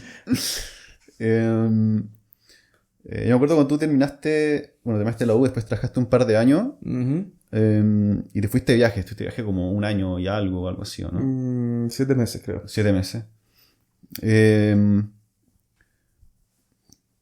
Cuéntanos un poco cuáles fueron los lugares que visitaste o cuáles fueron los lugares que más te llamaron la atención. ¿Dónde fue lo que te gustó más? Ese viaje lo separo en 2 partes, por decirlo así. La primera parte fue más como familiar. ¿Ya? Donde con mi madre fui a Colombia, con amigos fui a Argentina y con mi familia completa, excepto mi hermano, fui a Brasil. Y ahí estuve un mes en Brasil, casi. Muy bonito, muy entretenido. ¿Qué parte? Fue todo el nordeste. Llegué a Salvador de Bahía y de ahí me moví hacia arriba todo el nordeste. Naturalmente, Brasil se pasa bien. Después de carnaval, mujeres bonitas, o sea, todo bueno en Brasil, en ese sentido, para pasarlo bien. Hoy estaba con la familia, así que tranquilo, pero uno se entretiene igual. Y luego de eso, me fui de viaje, creo que fueron 13 países, no estoy seguro. Donde esos fueron los otros 6-7 meses, no recuerdo bien, porque creo que son 8 incluyendo esta primera parte. También fue a Perú. Donde... Claro, aterricé en España en ese momento y yo ya ese entonces ya había quedado seleccionado para el MBA. Entonces lo que hice fue, me fui de viaje todos esos meses. ¿Hace tanto tiempo que quedaste...? Tienes que postular un año con anticipación al MBA, sí. Yo terminé el MBA en el 2019 y yo terminé... O sea, yo básicamente tenía mi aceptación en diciembre del 2018. No. Sí, en diciembre del 2018. Disertación de pregrado. No, en noviembre de 2018 ya tenía la aceptación del MBA. Del MBA, ya. Y yo partí en agosto de 2019. O septiembre, una mierda así. Entonces ahí como que lo cuadré, uno ya sabe más o menos si va a quedar o no. Lo cuadraste como para viajar y terminar acá. O sea, después volví a Chile 3 semanas y luego me fui directo a recoger las cosas, básicamente. Sí. De hecho, la primera vez que conocí Barcelona fue después de mi viaje por el mundo. ¿La hora? Sí, para... no pasaste. No. Así que no tenía idea ni siquiera para dónde iba. Así que antes no conocía Barcelona. Pero sí, ahí hice Marruecos. Fui a Egipto. Ahí me tomé un bus bastante interesante por la Franja de Gaza. Ya. Con todo el mundo que era literalmente egipcio. Bueno, no tengo idea. Yo era la única persona, básicamente, que nadie hablaba un carajo de inglés. Me pararon creo que 18 veces los militares a revisar el pasaporte y las mochilas. ¿Solo a ti? ¿Era como... O sea, todo el grupo, pero o sea, no, a nosotros de hecho nos molestaba un poco, pero ellos no entendían nada y nosotros no entendíamos nada. Sí. El bus creo que tardó 12 horas y paró 2 veces al baño. Y aparte ni siquiera sabíamos cómo decir que queríamos ir al baño. Claro. Etcétera, o sea, fue duro. Y con eso nos fuimos a Israel. Fuimos por el sur de Israel y muy interesante Israel. Y pues el bus pasó de Egipto, pasamos por la Franja y llegaron a Israel. Sí. Y luego de ahí me fui a Turquía, si no me equivoco. De Turquía a China. No sé, estoy tratando un país, pero de China a Japón y de Japón al sudeste asiático. Que ahí hice varios países y luego terminé en Nepal. Iba a ir a India, pero me estaba reventado. Ya no me daba la energía. Qué guay, te pegaste una vuelta. Por eso ya estaba a ese punto, porque también lo hice low cost. Entonces, claro. O sea, partiendo por algo hice un bus por la Franja de Gaza. y ya después de quedarte en estos hostales de 6 euros, weón, comer el plato en un sudeste asiático de, no sé, de $0.50. Claro. Y estar, weón, con bichos, estar en buses larguísimos, etcétera. Al principio del viaje te da igual. Sí, pero No te la aguantáis. después de 6 Después meses. de X meses, cuando hacer la misma mierda y con tu mochila, todo transpirado, la cuestión, cada vez tenés menos paciencia. Un punto que ya me subí a los aviones de 1 hora y estaba desesperado por aterrizar, o sea. De hecho, el vuelo de Chile a vuelta fue terrible porque son 14 horas y estaba ya, pero quemadísimo con los aviones. Qué heavy, Pero, no, pues interesante, bueno, y muy interesante. O sea, esa fue mi primera experiencia que te abre mucho la cabeza y te hace pensar Claro. distinto, te hace valorar distintas cosas. Te saca, en mi caso, igual yo fui creado dentro de toda una burbuja en Chile, entonces te saca de tu burbuja más como yo le hice low cost, te hace ver unas realidades que no ves, caminabas por las calles, yo no andaba en transporte, casi ni pagaba transporte público de cagado. Ujú. Entonces, es loco y es muy interesante. Japón es un lugar que me gustó muchísimo. Y China también. China me encantó. ¿Cuál dirías que es la cultura que más te llamó la atención? Japón, China, Llamar la Turquía, atención es Nepal. interesante. Que son distintas maneras. Una la que más te gusta, la que más te llama la atención. Son ¿Qué más distintas. te llama la atención? Sí. Creo que Nepal. Nepal es un destino poco habituado. O sea, Sí. realmente China es poco, pero la gente igual va a Japón mucho más. Pero Nepal es como casi Me queda camino a India. inescuchado. Y no llegué. Pero hasta ahí llegué, lo más cercano a India. ¿Y estuviste en Katmandú o...? En Katmandú principalmente. Porque era justo la época del aluvión. Entonces las calles estaban todas inundadas. Concha la lora. Y los autos estaban... O sea, todo fue complejo. Llovía sin parar, etc. ¿Y qué fue lo que más te llamó la atención de la La cultura gente. nepalí? O que un lugar que igual se ve pobreza, pero la gente es muy buena. Como amable. Buena persona. O sea, la gente no solamente amable, sino que la gente realmente... O sea, siempre hay casos, pero la gente es como buena. O sea, realmente casi que le importa tu bienestar, ¿sí? Que se quiera conocerte. Que es algo que no se ve mucho en el occidente, ¿sabes? O sea, realmente se nota ese como... Y es como genuino, ¿no? Es como... Sí, o sea, digo, son demasiado buenas personas. Y no son como... A mí me pasó, por ejemplo, también estuve en Egipto hace un par de años, creo ya. Y la gente en verdad es muy amable, como lo aprecié mucho, pero también me pasó mucho que, claro, como siendo turista, había mucha como... Se me acercaban mucho a vender cosas y a muchos momentos era como desagradable que se En me Egipto acercaban sí. tanto. En Nepal, En Nepal, no. ¿no? Hay tienda y la gente pero la gente no te respeta. Es Súper chill. algo súper... O sea, yo no lo he visto antes, me llamó mucho, o sea, porque cuando hiciste la pregunta, claro, uno piensa en China, uno piensa en Japón, pero la verdad es que no, lo que encontré más interesante fue las personas en Nepal. Y las personas en Bali también, o sea, la parte de Bali como de la gente de cultura más hindú, muy interesante, o sea, muy, muy distinta la manera de pensar, lo buenos que son los... No sé, están como alegres con poco, o sea, es como todo Es todo distinto, bonito. nada que ver. O sea, Sí. O sea, no tienen no sé si le pasa a la cabeza los problemas que uno tiene, que son de huevadas relacionadas aquí a trabajo, que a estupideces, finalmente, que son cosas que uno mismo se genera, por decirlo así. ¿te cuestionaste algo cuando viste esto? Esta como cultura tan distinta que la gente quizás más... quizás te diste cuenta que quizás era más feliz que tú con tan poco. O, No llegué tan... o solamente lo viste como, qué interesante. No llegué tan profundo, o sea, solamente le llegué como... Hay algo que uno puede rescatar de esto y tratar de valorar más estas cosas, ser más feliz o lo que sea. Ujú. Que después uno lo aplique es difícil, pero uno hace lo que puede. Pero te diría que es más eso, o sea, lo que yo saqué es como cosas de culturas que me abran la atención y que diría como, ojalá pudiera intentar hacer aunque sea muy poquito de esto en mi vida para mejorar X cosas. Ya. Pero no me puse críticamente a llegar a ese fondo de por qué son lo que son. ¿Y qué fue lo que menos te gustó? ¿Dónde fue donde lo pasaste peor? ¿O dónde tuviste la peor experiencia? Peor experiencia, no sé. Yo creo que, a ver, Marruecos lo encontré muy turístico, lo repetiría, pero pensé que iba a ser más genuino. Y eso que yo he ido a Marruecos antes, pero hay una... En particular Marrakech es muy turístico. Sí. Y hay lugares, o sea, Táncred es más interesante, etc. Pero Marruecos en sí lo encontré un poco turístico, que eso fue una excepción. Y había un lugar en sudeste asiático que no me... O sea, que me pareció bien y todo, pero lo encontré demasiado como ciudades con la gente como medio apurada, etc. Como Por que si Vietnam, no sé. pensaste que iba ahí como una weá como súper como, no sé, más humilde, más... No, o sea, que ya te digo, más, o sea, menos que... desarrollado y te encontraste con una metrópoli. Más que eso, era como las personas. Me imaginé que me iba a encontrar con gente más... Filipina no me gustó. Ya. Eso ahora me acuerdo. Filipinas no me gustó nada. O sea, me encantaron las playas. Ya. Pero Filipinas en sí, lo encontré muy pobre y es muy rudo. O sea, muy duro Filipinas a ver esa realidad. Y los transportes, la gente, etcétera. La gente es simpática y amable. Pero a diferencia de Nepal, que es como que se nota pobreza, pero están bien. Ahí es como mal. sucia, es como que hay otro tipo de pobreza. Es como esa pobreza que lo pasan mal, ¿notaste? Como que les falta... O sea, como que no tienen cosas básicas. O sea, me acuerdo que fui a una isla en Malapascua y uno ve a esta gente en unas casitas de, qué sé yo, 1 o 2 metros cuadrados con su familia, hacinadas con el calor, porque es un calor tremendo, y no tienen como, o sea, bañándose en un barril, o sea, cosas que es raro ver en una isla turística. Y yo caminé por las ciudades y no me acuerdo cuál fue la ciudad de Filipinas, la principal, donde llega el avión, que era... es como que sentí una favela de Brasil, básicamente. Estás como alerta siempre.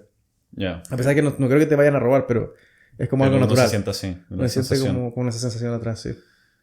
¿Crees que hay algo de ese viaje que puedes rescatar que te ha servido para no solo para tu desarrollo personal, sino como profesional? Quizás algo que hayáis visto, que estés aplicando, no sé, quizás para tu emprendimiento.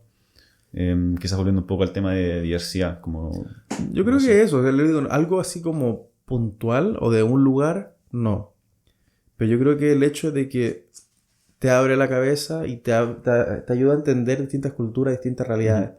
Porque tú vienes yo vengo de un país donde estuve criado ahí la mayoría de mi vida, que sí quise un intercambio antes, pero igual dentro de toda una burbuja.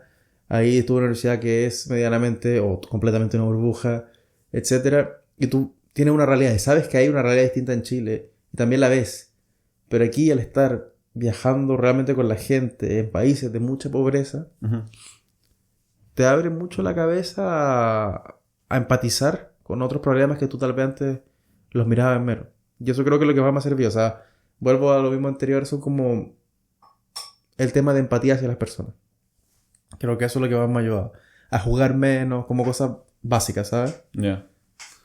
Sí. Encuentro importantísimo ese tema como de empatía. Siempre he sentido que falta un poco como con el mundo, como que ponerte un poco en el zapato de las demás personas. Este viaje lo empezaste, dijiste, finales de 2018.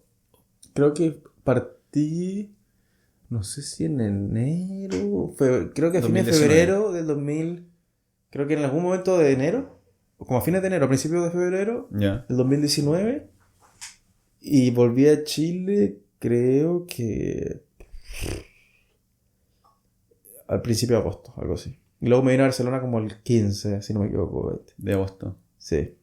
O sea, llegamos con un par de meses de diferencia. Sí. Te quería preguntar, ¿podéis abstenerte a comentar sobre esto? Pero... A ver, quería preguntarte sobre el estallido. En octubre tú estabas acá ya. Sí, yo no lo viví en persona. Te quería preguntar cómo lo viviste, antes de entrar en opiniones. ¿Cómo lo viste tú como persona viéndolo desde La verdad es que como yo estaba afuera, es difícil porque yo simplemente era lo que uno lee. Y yo sé que lo que uno lee también está bastante pensado para vender, por lo tanto se exagera. Pero en mi caso particular, lo que más viví respecto al estallido fue, yo invierto a nivel personal en finanzas, o sea, como tipo acciones. Eso me pegó bastante. Y a nivel personal, el tema familiar. O sea, yo estaba preocupado genuinamente de si mi familia iba a estar bien, si mis padres, que ya tienen edad, un día le iban a parar el auto o lo que fuera, etcétera. Cosas estúpidas, pero que... O sea, decía, no es tan estúpido, creo que... Yo decía básicamente preocupado de como que los individuos en mi familia directa, porque esa es la realidad, no llegué más lejos que eso. Les preguntaba todas las semanas si estaban bien, si hay algo... O sea, como que estaba más abierto, como estaba más... pendiente. O sea, estaba más pendiente, pero también estaba como que sentía que algo malo iba a pasar en algún momento. Sí. O que les podía pasar. En cambio, yo no tengo ese pensamiento en el día a día normal. No, ni cagando. Sino que más como si hablo con ellos para ponerme al día. Pero en cambio ahí yo realmente me decía, esta semana cuando hable con ellos, espero que no haya pasado nada, ¿sabes? A mí me pasó que, bueno, también estaba acá, había llegado, llevaba creo que una semana en Barcelona, o ni siquiera, como 4 días, Yo llegué si no recuerdo bien, creo que un 12 de octubre a Barcelona. Y me acuerdo de la fecha porque fue justo ese día dieron la sentencia de los presos políticos de la independencia de Cataluña. Ujú. Y después como... Quemaron todo. Sí. Después como 4 días después pasó el estallido. Y me acuerdo que yo... No sé si te pasó lo mismo, pero yo lo pasé pésimo. Como que no podía... O sea, estaba viendo las noticias todo el rato, viendo Twitter... Y veía, claro, puras weas malas, que de la gente que moría, que los balazos, que la gente perdiendo ojos.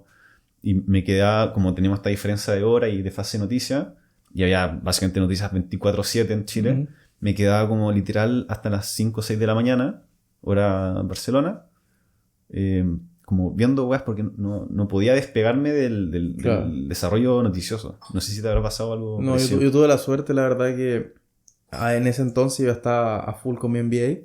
Y en particular el primer trimestre fue el más pesado, que realmente todos los fines de semana, los días de semana tocaba trabajar 10, 12 horas al día, más que también tenías que socializar, etcétera. Claro. Entonces estaba tan inmerso en eso que a pesar de que sí pensaba en eso cuando tenía tiempo libre Sí, obvio. y cuando hablaba con mis padres, la verdad es que no alcanzaba ni a leer las noticias. O sea, Estaba en ese tenía mundo, otra cosa yo en estaba que corriendo, enfocarte. o sea, tenía preocupado de que tenía 400 casos que leerme antes de leerme que el EMOL básicamente es tal cosa. Claro, ¿no? en contraste a mi caso, que yo llegué y bueno, vine con el trabajo como asegurado, pero no empezaba sino como en 2-3 semanas. Claro. Entonces O sea, tenía tiempo libre para preocuparme. Yo lo que de aprendí sea. en general, y hasta el día de hoy me sigue pasando, que es natural, o sea, uno echa de menos a la familia, al menos si uno quiere su familia, uno quiere su país Claro, o su cultura, uno extraña, uno siempre extraña. siempre.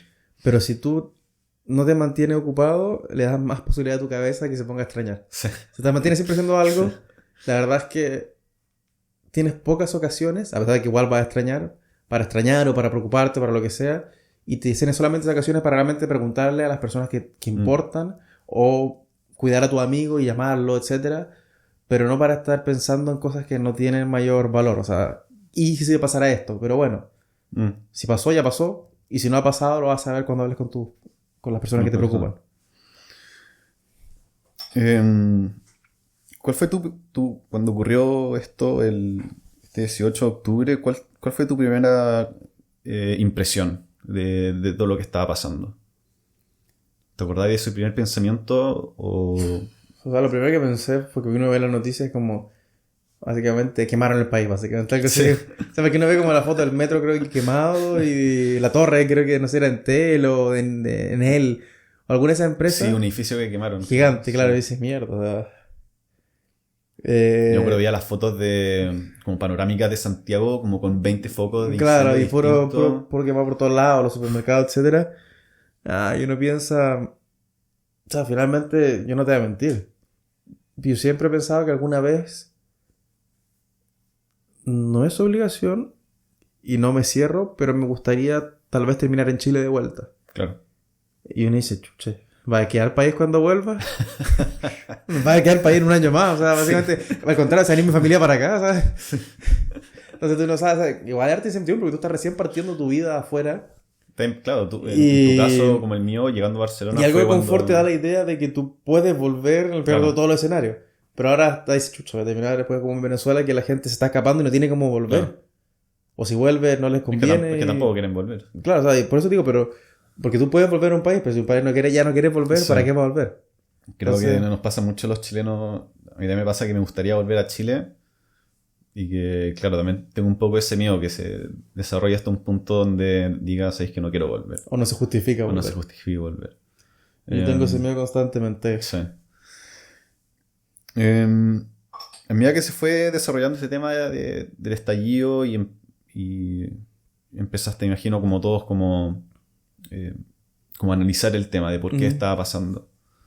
¿Creéis que, cuál es tu posición general? ¿Creéis que este tema de que efectivamente hay injusticias sociales que hay que solucionar en Chile? ¿Necesitamos una nueva constitución? ¿Cuál es tu visión más que del estallido, sino del proceso que está viviendo Chile? Constitución, no constitución, no sé si eso tiene mucho valor hoy, esa es la verdad. Sí creo que hay bastante inequidad, es una realidad. Y de hecho, si tú ves mercados, mientras más capitalistas, más inequidad. Es así. Pero también tienden a ser los que más crecen. Y que la gente que tiene menos tiene mejor oportunidades. Claro, no los más pobres necesariamente, no el que está en la calle. Pero sí hay más clase media. Que finalmente también cuando tú vas en contra de estas... O sea, cuando haces este tipo de acciones, empiezas a destruir a la clase media. Y eso es complicado, porque la clase media finalmente... La familia que tiene su casita, tiene un auto para compartir o 2 autos. Se puede tomar de vez en cuando, si tiene suerte, una vacación... Ya sea, o sea, me refiero no la semana de vacaciones, sino que salir de vacaciones. Ya sea una playa cercana o algo. O sea, son las personas que tienen la capacidad de tener una vida correcta. No de lujo, pero bien. Pero bueno. Vivir bien y estar tranquilo, estar conformes con todo. Y este tipo de cosas destruyen a la clase media. Entonces, opino que hay mucha inequidad, de que la realidad es que cambios son necesarios. La forma no creo que sea la correcta, pero lamentablemente también este tipo de formas son las que hacen los cambios. Históricamente es así. Sí. Entonces es complejo porque destruye el país, destruye crecimiento, destruye muchas cosas. Pero aparentemente si no es si la gente no hace esto, tampoco lo escucha. Sí. Entonces están estas contradicciones como a nivel de economía con demografía. O sea, no demografía, perdón. Claro. ¿Cómo se llama? Sociodemográfico. Bueno, no sé. Personas. Básicamente. Cuando se trata de personas. Sí, porque al final yo creo que todos queremos ver, obviamente, un país más justo, un país donde la gente está mejor. Pero obvio, como que las revoluciones se llaman revolución por una razón. Lo que sí encuentro complejo, que es algo que siempre ha tenido Chile y que no se ve necesariamente en otros mercados, hay mucho resentimiento hacia la gente con dinero. Que, ojo, volvemos un poco al tema de anterior, o sea, la gente que tiene dinero, algunos tuvieron suerte. O sea, en el sentido de que viene de... O suerte o hasta herencia de cosas pasadas que no eran tan correctas. Pero hay muchos otros que crearon su fortuna. Y siento que en Chile hay bastante recelo hacia la gente que tiene eso. Cuando muchos de ellos tuvieron que arriesgar todo, tuvieron que sacrificar, trabajar, no ver a la familia, tal vez como tú comentaste al principio, etcétera, para lograr eso con ambición. Pero... ¿Y tú crees que algo particular de Chile? Igual yo siento que es un fenómeno... un fenómeno internacional. Pero creo que Chile lo tiene muy marcado. Creo que ahí por algo pasó lo que pasó también. O sea, básicamente hay mucho descontento con eso. Y es complicado. O sea, ahora están creando el impuesto al patrimonio, que la mayoría de los países lo han sacado porque no funciona. Pero más de lo mismo. O sea, que la persona que trabaja más, que se saca la mierda básicamente, pague más para financiar cosas públicas, que en realidad el Estado debería ser el que financie eso. No puede ser que el Estado esté siempre buscando dinero de... Sí, que tiene los impuestos, pero ya buscar maneras de que cree más valor a la economía. Claro. No quitarle valor a lo que ya tiene. Lo que creo. Porque básicamente ahí es donde se crean este tipo de fricciones que también hablaba al principio, que yo creo que aquí es muy socialista España. Y pasa lo mismo, ¿sabes? O sea, no, la solución no es subir el IVA, no es cobrarle más a las personas de tal cosa y después poner en paralelo un tope al gas. O sea, no, o sea, la gente necesita que le baje el IVA, pero no lo bajan porque es lo que recaudan. Sí, pero igual es como... Bueno, en España pasa que igual tiene como, ¿cuánto? 4 o 3 veces, por lo menos 3 veces y media la población de Chile. O sea, que igual que como la capacidad económica que tiene para hacer cosas es mucho más grande de la sí, pero un país que básicamente vive de la eurozona. O sea, España podría estar muy quebrado en este momento. Y es una realidad. Sí. Entonces también, por algo es así. Ojo, que también los otros países son bastante... O sea, Alemania tiene impuestos más altos, etcétera. Pero también fomenta mucho la economía. Tiene una economía muy grande. Sí. Entonces ahí es donde también uno tiene que entender qué es lo que pasa un poco en Chile. ¿En qué etapa está tu economía? Si tú a todo el mundo, te invento, le subes el salario mínimo 3 veces, genera destrucción de valor. Entonces todos los cambios tienen que ser paulatinos. Pero sí se necesitan cambios a nivel general. Y no solamente a nivel económico, sino que a nivel de persona, a nivel de salud, sinceramente. El sistema de salud está un desastre, por lo que entiendo. Está peor. Ahora con la ISAPRE explotando. Ver, sí. Pero o sea, hay muchas cosas que necesitan mejorar, esa es la verdad. De nuevo te voy a abstener a esta pregunta. ¿Aprobaste o rechazaste? Empecemos por la primer plebiscito. De cambiar o no cambiar la Constitución. Creo que no voté. Ya, ¿no ha cambiado tu dirección? Sí, que todavía De hecho, yo solamente voté para las elecciones presidenciales porque estaba en Chile en esa época. No, ya. O sea, si es que puedo votar, voy a votar. Claro. Pero no me he dado el trabajo de cambiar mi domicilio. Si hubieseis votado, ¿por qué hubieseis votado? En ese momento, en contra. Rechazo a una nueva constitución. Sí. ¿Y por qué? Porque la verdad es que desde un principio creí que estaba tomando un tema muy populista. Ujú. Y no tengo ningún problema que se modifique la constitución, todo lo que tenga que hacer. Pero el crear una constitución no es la solución. Y la gente, o sea, y le venden eso a las personas como que eso fuera a solucionar todo. Pero eso, aunque crean una constitución en 2 años, 3 años, 4 años, van a estar igual si no solucionan otros problemas. Entonces la realidad es que tú tienes una carta que puedes modificar completamente Ujú. y la puedes mejorar en realmente los puntos que la gente necesita, en vez de ponerte a hacer una campaña política con eso. Sí. O sea, igual me pasa un poco de que siento que si bien una nueva constitución no es necesario, porque claro, los problemas no es la constitución en sí, sino son las leyes. Igual creo que... Bueno, yo tampoco voté porque tampoco no me cambié de dirección. El mismo flojo que... Ahora ya me cambié, pero en ese tiempo no me cambié. Ahora ya eres español. Sí, bueno, siempre. Si hubiese votado apruebo, porque pienso que más que una necesidad técnica es como una buena señal política.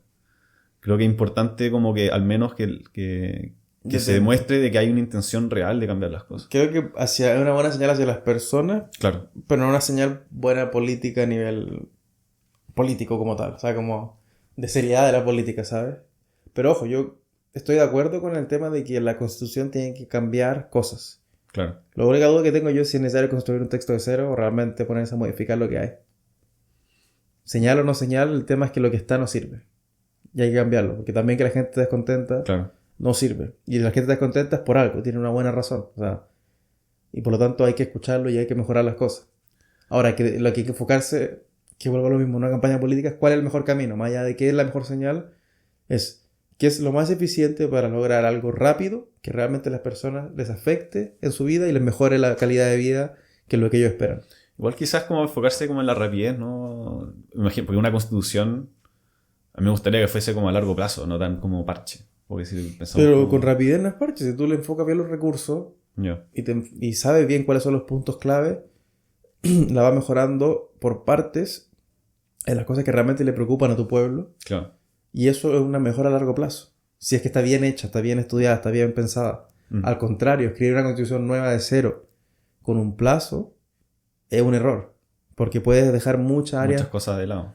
mal hechas que finalmente una solución de no largo plazo.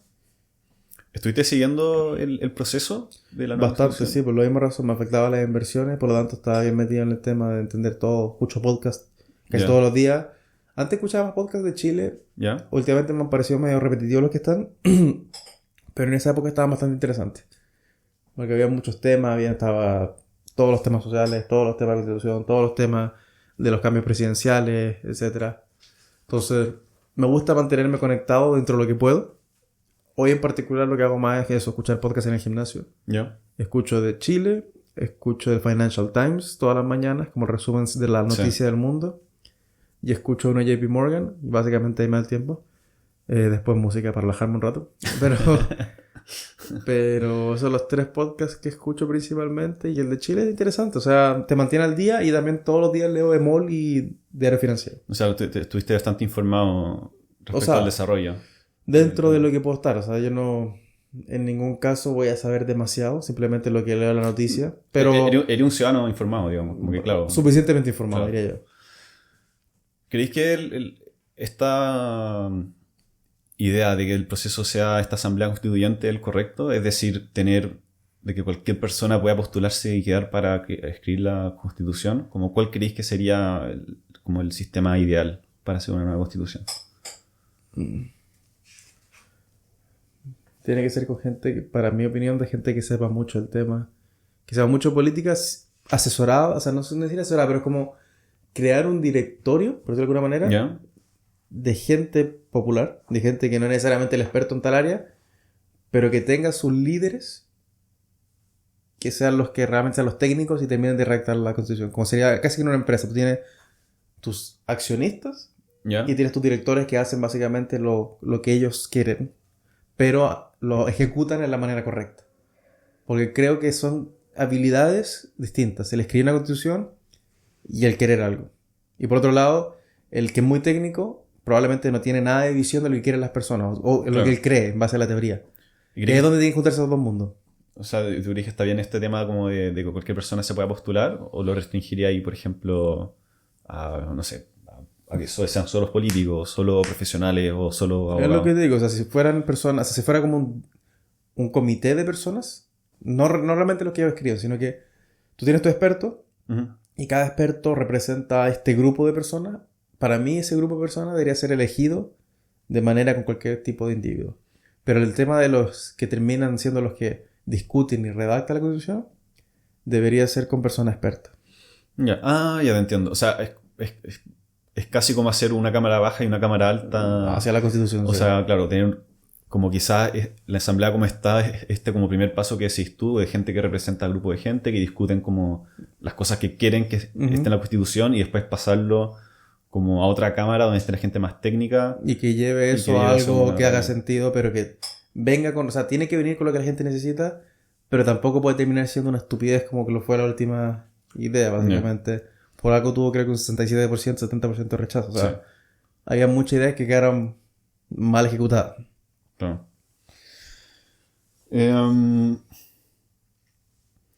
¿Qué creéis que le falta a Chile?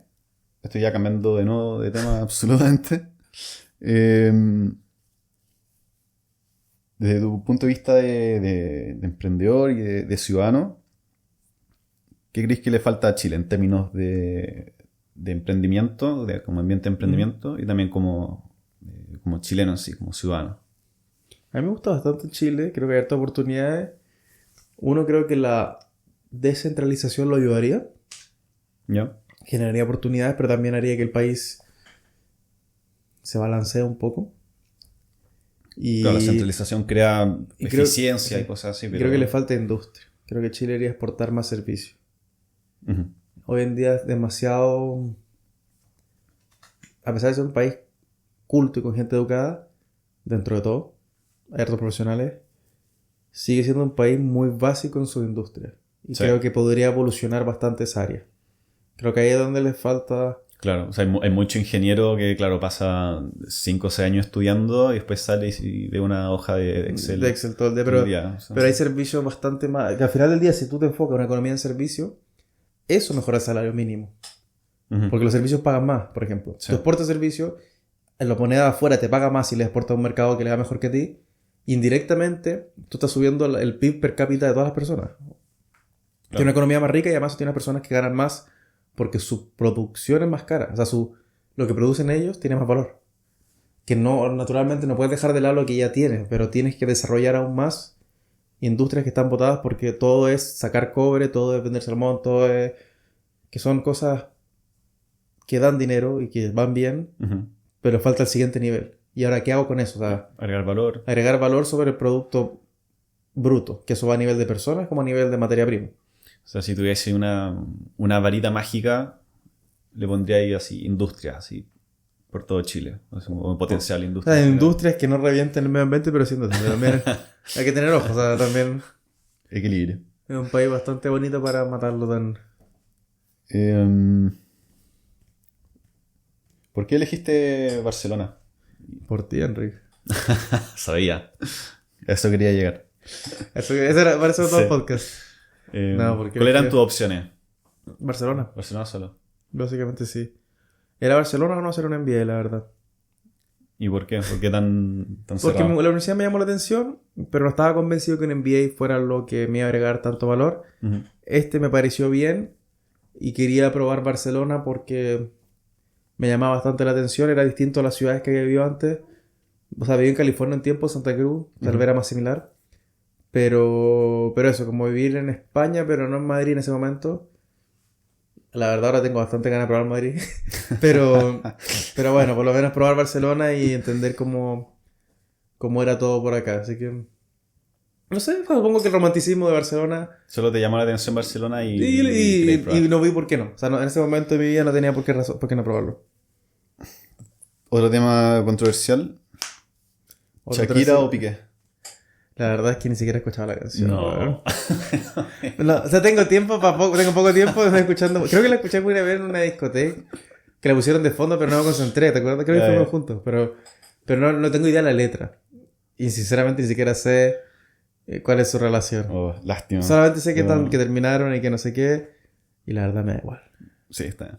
Tengo... A mí también me da igual, pero no tengo... me llama la atención a ver quizás... Conozco más a Shakira, y es colombiana, pero Ya, más sí. allá de lo que... Shakira entonces, por los O latinos. sea, supongo. Ya, temas más entretenidos. OVNIs. Hemos sido visitados por civilizaciones Ni idea. extraterrestres. Se supone, justo estaba viendo, y creo que hoy día, ayer en las noticias, ¿Ya? que crearon una inteligencia artificial que fue capaz de detectar un ovni. ¿Qué? Sí, es algo nuevo, porque recién lo vi. No lo he visto. Pero no, lo vi a lo lejos, en la pantalla del gimnasio. Ya. Pero algo así, como que una inteligencia artificial capturó una imagen de una huevada que según él es ovni. Ah, O sea, como una manada, una mierda. concha. Yo no creo en eso mucho. O sea, creo que sí hay vida en algún lado. Ahora que esas conspirativas que nos vienen a visitar y nos están controlando y no sé qué. Sí, ¿no? pero una cosa y los es- reptilianos. Sí, porque una cosa, claro, son los ovnis que son en estricto rigor cosas que no Cosas sabemos que no son, tenemos idea que son. y otra cosa es que efectivamente no hayan visitado. Claro, pues digo, y luego que haya vida afuera, sí, yo creo que sí hay vida que de hecho creo que descubrieron 3 planetas que son casi iguales a la Tierra. Ya. O sea, no sé en qué puta estrella, pero encontrado, básicamente han la misma encontrado. idea. O sea, esta nueva tecnología está vuelta loca descubriendo cosas. Fantasmas. ¿Has visto algún fantasma? Ni ¿Creí en los siquiera fantasmas? había pensado en eso, no creo en los fantasmas. O sea, no te ha pasado O nunca sea, nada. salvo esta pregunta, ni siquiera se me ocurrió pensar en fantasmas, ¿no? ni antes que me pregunten ni el tarot, ni supersticiones, ni magia, Eres ni... muy supersticioso. No creo en nada, no. ¿No crees nada? Nada de nada. Ni en ti, principalmente en ti.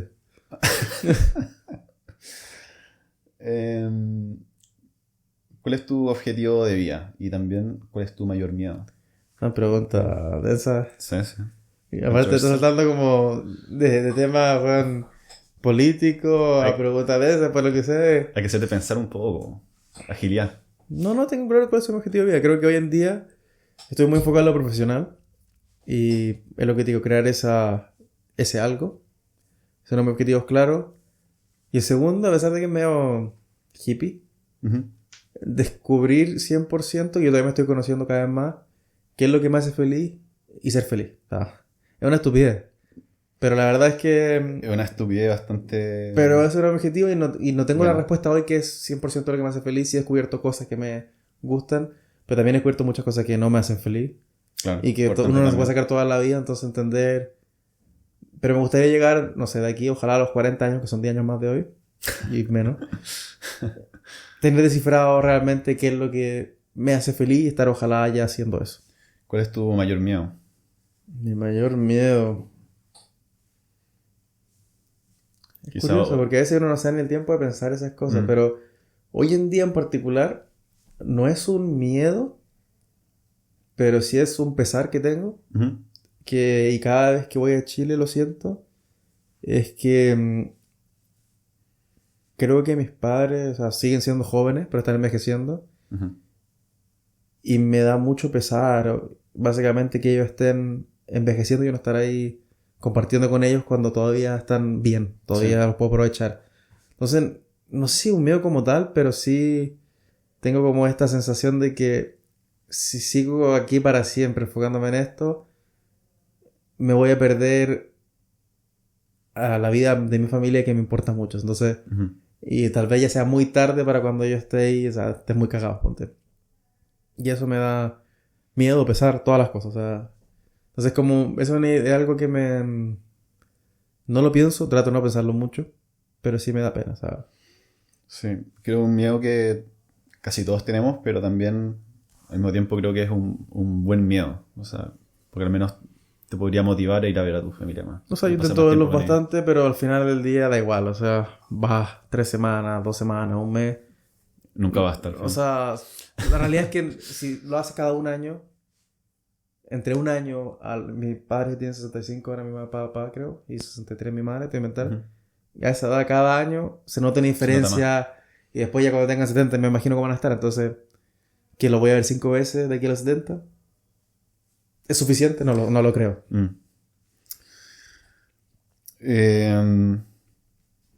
Recomendación para el público de este podcast. ¿Algún libro, película, Ser serie? vegetariano. Ser vegetariano. Vegano. Me gusta.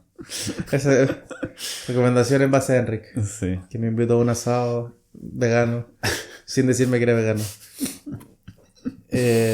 No, leer. O sea, pero no ¿Algún libro en particular? Pero es el tema de que todo el mundo dice leer el libro y la cuestión, no. O sea, lean cosas interesantes. Cada uno tiene cosas que le gustan, o sea, la verdad. Hay gente que le gustan los temas de novela y Claro. yo soy de leer libros más teóricos. Y ¿Algún me libro en gustan, particular que te gustaría recomendar? creo que se llama Lean Startup, me gustó bastante. Uno que Lean es de Startup. Eric algo. El otro que me estaba leyendo antes, que era como el fundador de PayPal. Ay, se me olvidó el nombre, era como... No sé. Y estoy leyendo ahora uno que me gusta bastante, pero es súper denso. Que es... No sé si es de Smart o de Intelligent Investor. Ya. Que es del tipo que básicamente es como el creador de Value Investing y un libro que se ha reescrito muchas veces. O sea, como... ¿Cómo se dice? Cuando vuelven al libro y lo revisan y lo mejoran. Sí, una revisión. Y ese libro la verdad es que llevo re poco. Llevo como 40 páginas. Pero Pero me bueno. parece muy interesante y creo que tiene harto valor. O sea, ese yo en particular, todos los libros que he leído, porque los de startup y eso tienen a veces mucha huevonada entre medio.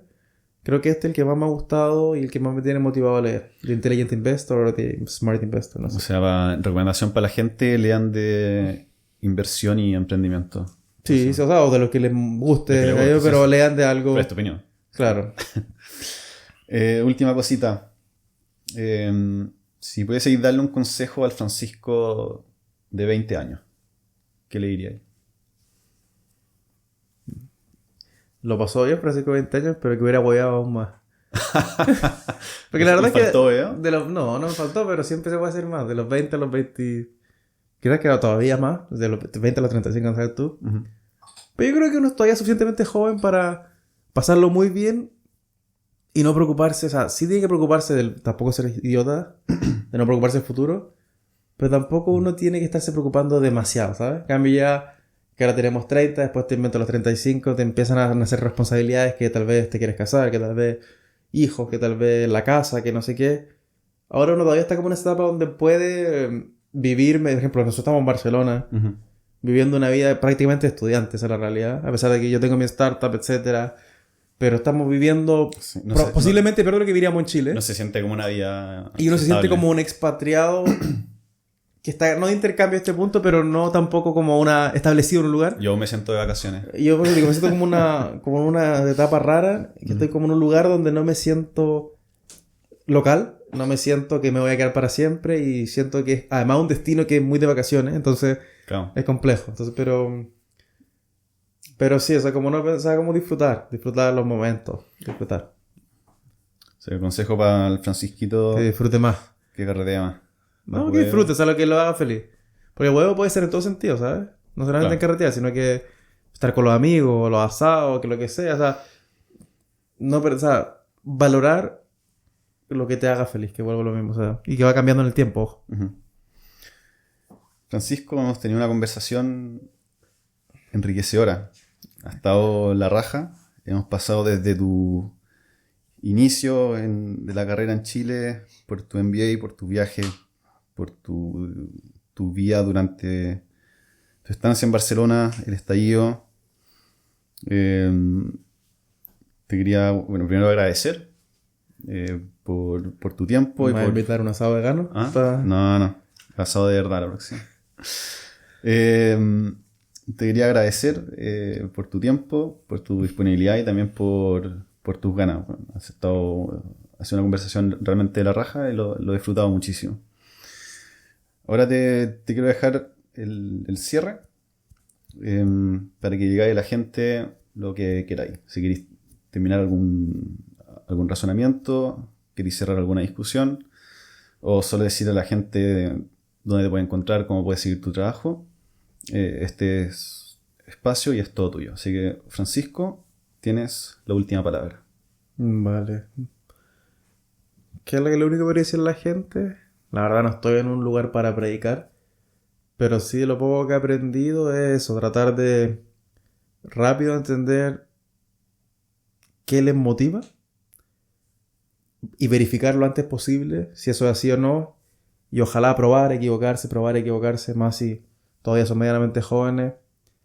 Hagan lo que tengan que hacer. El tema de miedo, en este caso que hablamos de emprendimiento, el miedo a emprender, todo el mundo lo tiene, yo lo tengo de hecho todavía, que el día de mañana ya no tenga empresa, etcétera, y que puede pasar.